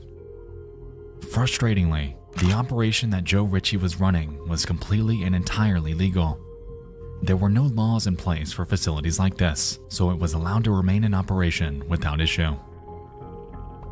As we touched on, the media was the primary in for outsiders at Elan. However, even they failed to communicate the extent of their operations. While they showed select parts of it, unfortunately Joe Ritchie was given enough airtime to convince the public and the news crew that it was nothing more than their treatment taking place. By dehumanizing the students, emphasizing their delinquencies on national television, he was able to use this notoriety to his advantage, ultimately swaying the public opinion into believing that what he was doing was entirely good. On top of the growing number of alumni, though, came an increase in escapees, which only furthered Elan's unwanted infamy. Over the years, 3 students, a 16-year-old unidentified individual, a 15-year-old Brad Glickman, good work, and a 17-year-old Don Birnbaum would all escape successfully, however would meet wildly differing fates. For the 16-year-old, it's been reported that he ran over 15 miles through the wilderness in the middle of the night. He was eventually caught by an officer, Max Ashburn, and after hearing the boy's story and observing his physical condition, he helped him return home. What a good guy! For Brad Glickman, he was shot. In 1990, after escaping Elan's search parties, he made his way to a house in a small town. Authorities believed that he had a connection to the girl that lived there. However, the homeowner opened fire, ultimately killing him. What? What? That's like the most American shit I've ever heard in my life. This guy must know my daughter. Like, what? Jesus Christ. Actually, 2 gift subs, Kill Command and the resub Terra in Tier 1 Summer. And for Dawn Birnbaum, how unlucky, too had escaped the clutches of Elan, eventually finding a trucker named James Cruz who was willing to take her home. A few hours down the road, though, Birnbaum would find that Cruz's true intentions weren't quite so virtuous. Oh, Jesus. As it turned out, he sexually assaulted her on the side of the highway before strangling and abandoning her body between routes 26 and 550 in Pennsylvania. She was discovered by another motorist with a yellow rope tied around her neck and without clothes from the waist down. And from her corpse were tire tracks resembling that of a semi-trailer. Since Birnbaum had crossed state lines, an FBI investigation was commenced for her, and after cross-checking with numerous similar cases that have happened in the area, the truck belonging to James Cruz was deemed as the culprit. Upon catching up to him and searching his vehicle, authorities were able to find but a single blonde hair that belonged to Birnbaum, effectively leading to his arrest. That's incredible detective work. Like, just think about that for a second. This is in the middle of fucking nowhere. Random trucker picks up a random student, well, student's the wrong word, random person from a cult, and they somehow tracked it down to the right guy who did it. That is incredible. What's incredible? Just the detective work here. There's a Tier 1 pack. And the resub Juke and the Prime Scary Man, and the resub Genius and Virgin Shadow. What? A cult in a boarding school? Yeah. Oh, that's interesting. Yeah, it is pretty wild. What are you doing? What do you think I'm doing? Just watching One Piece. Okay, well, have fun. I'm not even playing any games right now. Well, that's fine. Yeah, you're in a good arc. You're having fun. It's a really good arc. It really is. Thanks to resub Side Jellyfish. Hi, chat.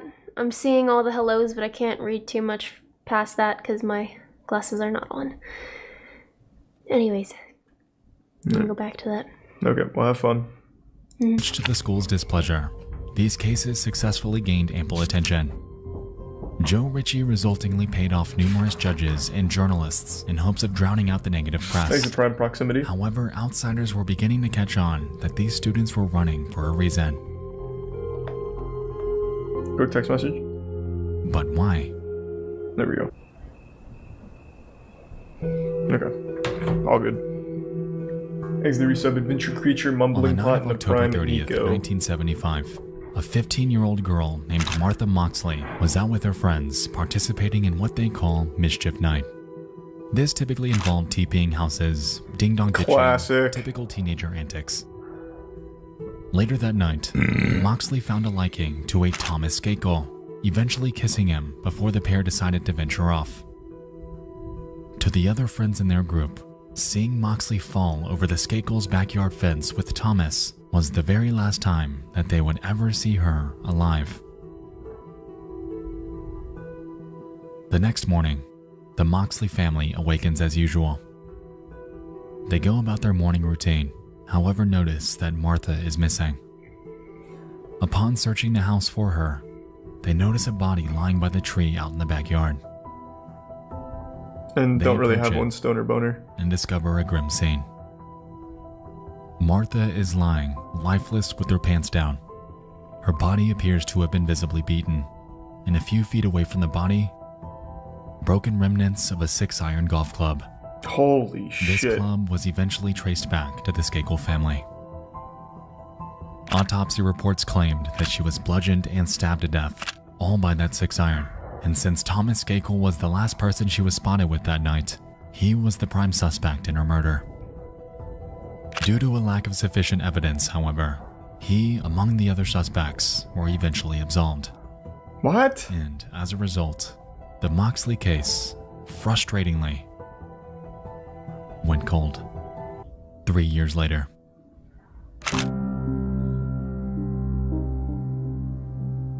Thomas's 18-year-old brother named Michael Skakel is arrested for drunk driving.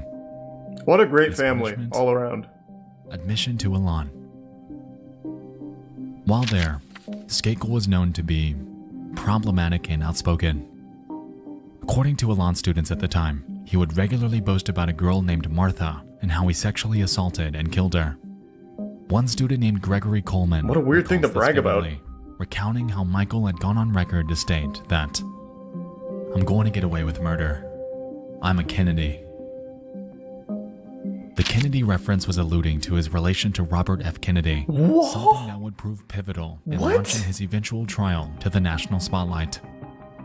At the time of his confession, though, nobody could do anything about it.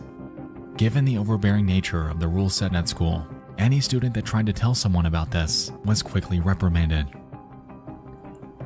It would take an entire 22 years before Skakel's actions would reach the public eye. In January of 2000, he was arrested and charged with the murder of Martha Moxley, and due to his relation to the Kennedys, it was a case that commanded the airwaves. Since Skakel's primary vehicle of bragging about his crimes was Elan, this, by proxy, had also thrust the school into the national spotlight. Thanks to resub. Dozens of students took the stand, exposing the callousness that occurred there. The humiliation, the general meetings, the beatings, the ring, the deaths, all of it was brought into the public eye. Realizing this, Joe Ritchie did everything he possibly could to keep discussion about his operation to a minimum. He looks like Neil Breen. He eventually took the stand, downplaying any mention of Elan, touting its high success rate, and doing everything he possibly could to divert the attention back to Skakel And hope you like God Slap and Creamy. Skakel only. But this was only marginally effective, as this was in the 2000s. An interconnected era of information catalyzed by a little something called the internet. That piece of shit, huh? Michael Skakel was eventually found guilty of the murder and was sentenced to 20 years to life in prison. After serving just 11 years behind bars, he was granted a new trial in 2013, in which he was let go after posting a $1.2 million bond. Oh, Jesus. Today, he walks a free man. But back Exit Tier then, 1 sarcastic. the cat was and out of the resub bag. Phil Swift and The Stick. inhumanities committed at the Elan School were documented in one of the most high-profile cases in decades. And because of this, people began talking, theorizing, and investigating, effectively marking the beginning of the end of Joe Ritchie's iron grip on the hundreds of students that were helpless beneath him. Thanks to the resub Nathan and the Prime Green Gorilla and Tuga sub sarcastic. But with his weakening grasp on the media surrounding his operation came a different hurdle that Joe Ritchie would soon have to overcome. In June of 2000, he was diagnosed with lung cancer caused by his well-known addiction to cigarettes. And just 6 months later, on the 29th of January 2001, Joe Ritchie would pass away in Portland, Maine at 54 years old. As a result, his second wife, Sharon Terry, would take over operations at Elan. It was clear, though, that due to the increased publicity among the rising alumni testimonies, the idea of Terry having a lot of PR work on her plate was putting it lightly. Throughout the years, numerous changes would be put in place in response to Hold on, someone just said something. Skakel is in jail, by the way. His conviction got reinstated in 2016. Thanks to resub Monty, Geo Expert, and Chasing Bubbles. Well, this video is brand new, and he said that he's a free man. Let me see. Let's take a peek. I don't see anything about him going back to jail. Yeah, there's nothing about him going back to jail. Literally nothing.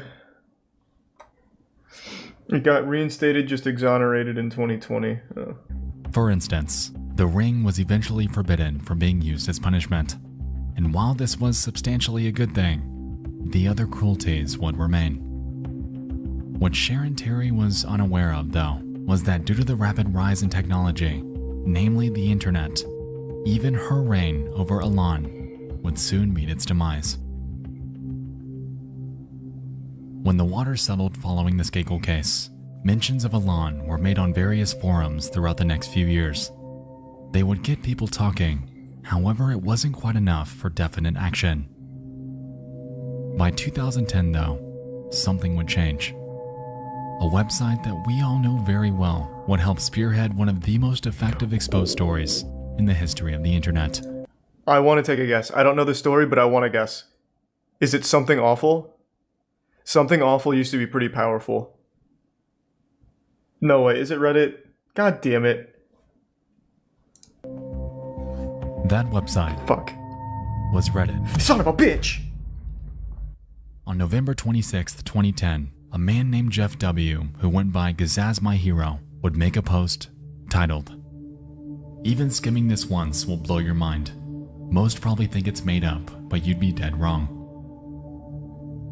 Within it, he explains that he was an Elan student in 1998, before outlining, in detail, the reality of what took place there. They're mostly points that we've already covered and explored in great detail tonight. But back then, these claims were unbelievable. The school was very much still in operation, so some initially had a tough time wrapping their head around the fact that a place like this actually existed. But then came the comments. The other stories from other alumni with their own experiences. Gazaz My Hero's post carried weight. It was real, and these atrocities needed to be Tier known. 1 Dewey Nose and 2 gift subs Zuki. Eventually, this thread would rack up over 2,000 likes and 1.4 thousand comments. While this may not have caused Elan's closure outright, it aggressively reopened old wounds. 2010 was not 2000. The internet user base was exponentially larger than it had been, and resultingly, the effectiveness of this newfound attention caused a massive amount of backlash that the Elan school had never before experienced. Thanks, 3 sub chimeras. 4 months later. On the 23rd of March 2011, the Elan school announced that it would soon be shutting down. Cher and Terry blamed the call on what they deemed to be libelous remarks made about them online. The school has been the target of harsh and false attacks spread over the internet with the avowed purpose of forcing the school to close. The school, unfortunately, has been unable to survive the damage. Shucks. And on the 1st of April 2011, the Elan school would close its doors. What a great date to close on fucking April Fool's Day. They blamed it on declining student numbers in hopes of diverting the attention away from the actual cause. But on the outside, everyone knew the real reason. For students, this was unbelievably good news.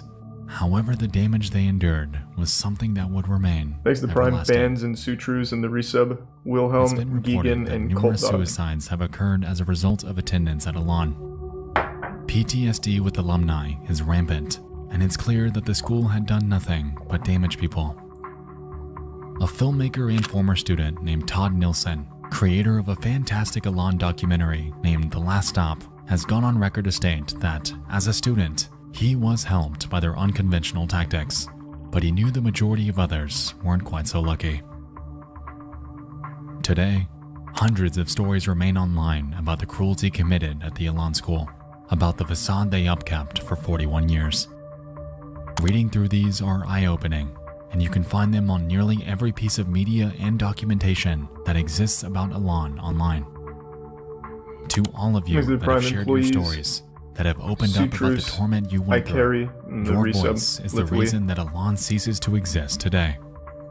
This video would not exist without you, and I wish I could say that I feel your pain. But I don't.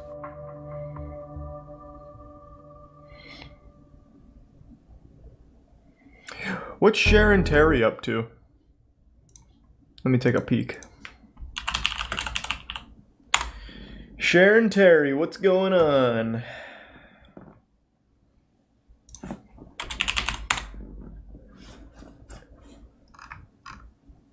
Wow, since 2011 she has vanished. Holy fuck. Her spirit was trapped in Elan, and when it closed down, she just ceased to exist. Holy fuck.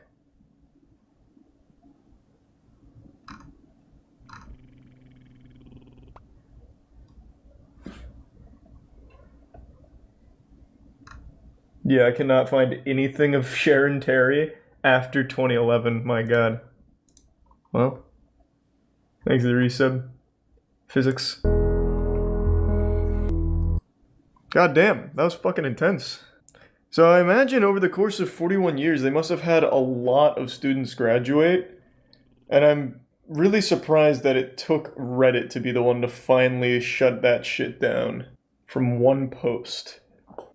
The graduates were brainwashed. That's true. I guess it's hard to really understand that perspective, since I obviously wasn't there for the brainwashing.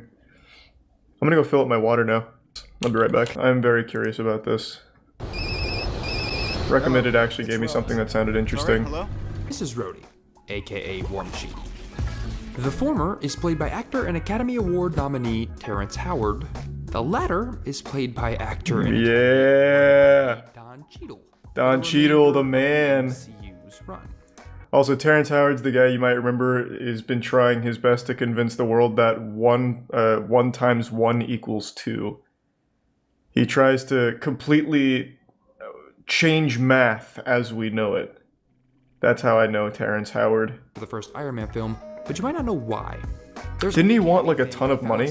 Within these big franchises that consistently gets torn down and torn apart by the media when you realize what's going on underneath. But having the title of Oscar winner on a resume means that they can also charge more for their performances. By the time Iron Man was rolling into production, so it is a money thing. I'm pretty sure it was just money. Around $3.5 to $4.5 million for that performance. Not bad. This made him one of the highest paid actors in the film. Pretty solid. And at that time, he's actually paid over 6 times more than Robert Downey Jr. He only made about $500,000. Only is the wrong word for that number, I think. Studio on set money. When a project like Iron Man is successful enough to create a franchise, it's usually great for everyone involved. The directors and producers, except Terrence Howard. Robert Downey Jr. was rumored to have made $10 million for the second film, a pay increase of about 2,000%. Not bad. He was able to, on the other hand, was actually offered a significant decrease in pay from what he was expecting to earn. I'm jealous. Marvel eventually offered only $1 million. It's rumored that Iron Man director Jon Favreau was ultimately unhappy with Terrence Howard's performance. I do remember hearing that they did not like him. Like he was very rude. But to make sure that Terrence Howard's future roles would be measured against a larger contract. Yeah, so it really was a money thing and they just didn't like him in the movie. Returns in the future on the next film or the film. It's not super deep, it doesn't After the seem. dust, Seth publicly claimed that he was the one who recommended RDJ for the role of Iron Man, but that he ultimately was happy with the way things turned out. Terrence Howard is a really weird guy, though. Like, aside from giving a bad performance and wanting more money, he's a very unlikable person to work with from everything I remember reading. Plus, he's the guy that keeps really trying to push that 1 times 1 equals 2. Billionaire wants to create futuristic city in Arizona desert. And he wants the first phase to be built by 2030. Team 12's Michael Doudna has... Sounds cool to me. But is this utopia built in the desert even possible? The technology to do what he... Who is this, God? Oh my God. Holy Lord. Where is he? He's the first person that tried to build utopia. In fact, wow. Lord wouldn't even be the first. Man's communicating from heaven. I wish him the best. Good luck. I was just reading about the Jagex situation. They just shut down RuneLite HD, which has been in production for 2 years, where a guy named 117 put 2,000 hours of his life into it, and it was supposed to release, I think it was today, and Jagex today said, fuck you, and they shut it down. Even though they've known about its existence for the last 2 years, they waited until launch day to shut it down, just to fuck this guy in the ass as hard as they could. It was despicable. I was reading up on that. From what I understand, it wasn't the old school RuneScape team that did it. It was more of like the upper echelon of Jagex, but my god. That's some toxic shit. If they really didn't want that, they could have told him at the beginning. I watched the update on Yandere Simulator. No, let's check it out. Is Yandere dev still acting like a weirdo? Oh, it's done? He's made a statement on the WordPress. He's made a statement on his Patreon. He's decided to let the people know who are financially supporting him what exactly is going on here. All right, it's ready. Whoa, look at that. So after what, 9 years in development? It's finally ready? I mean, this is probably one of the most troubled developments of all time.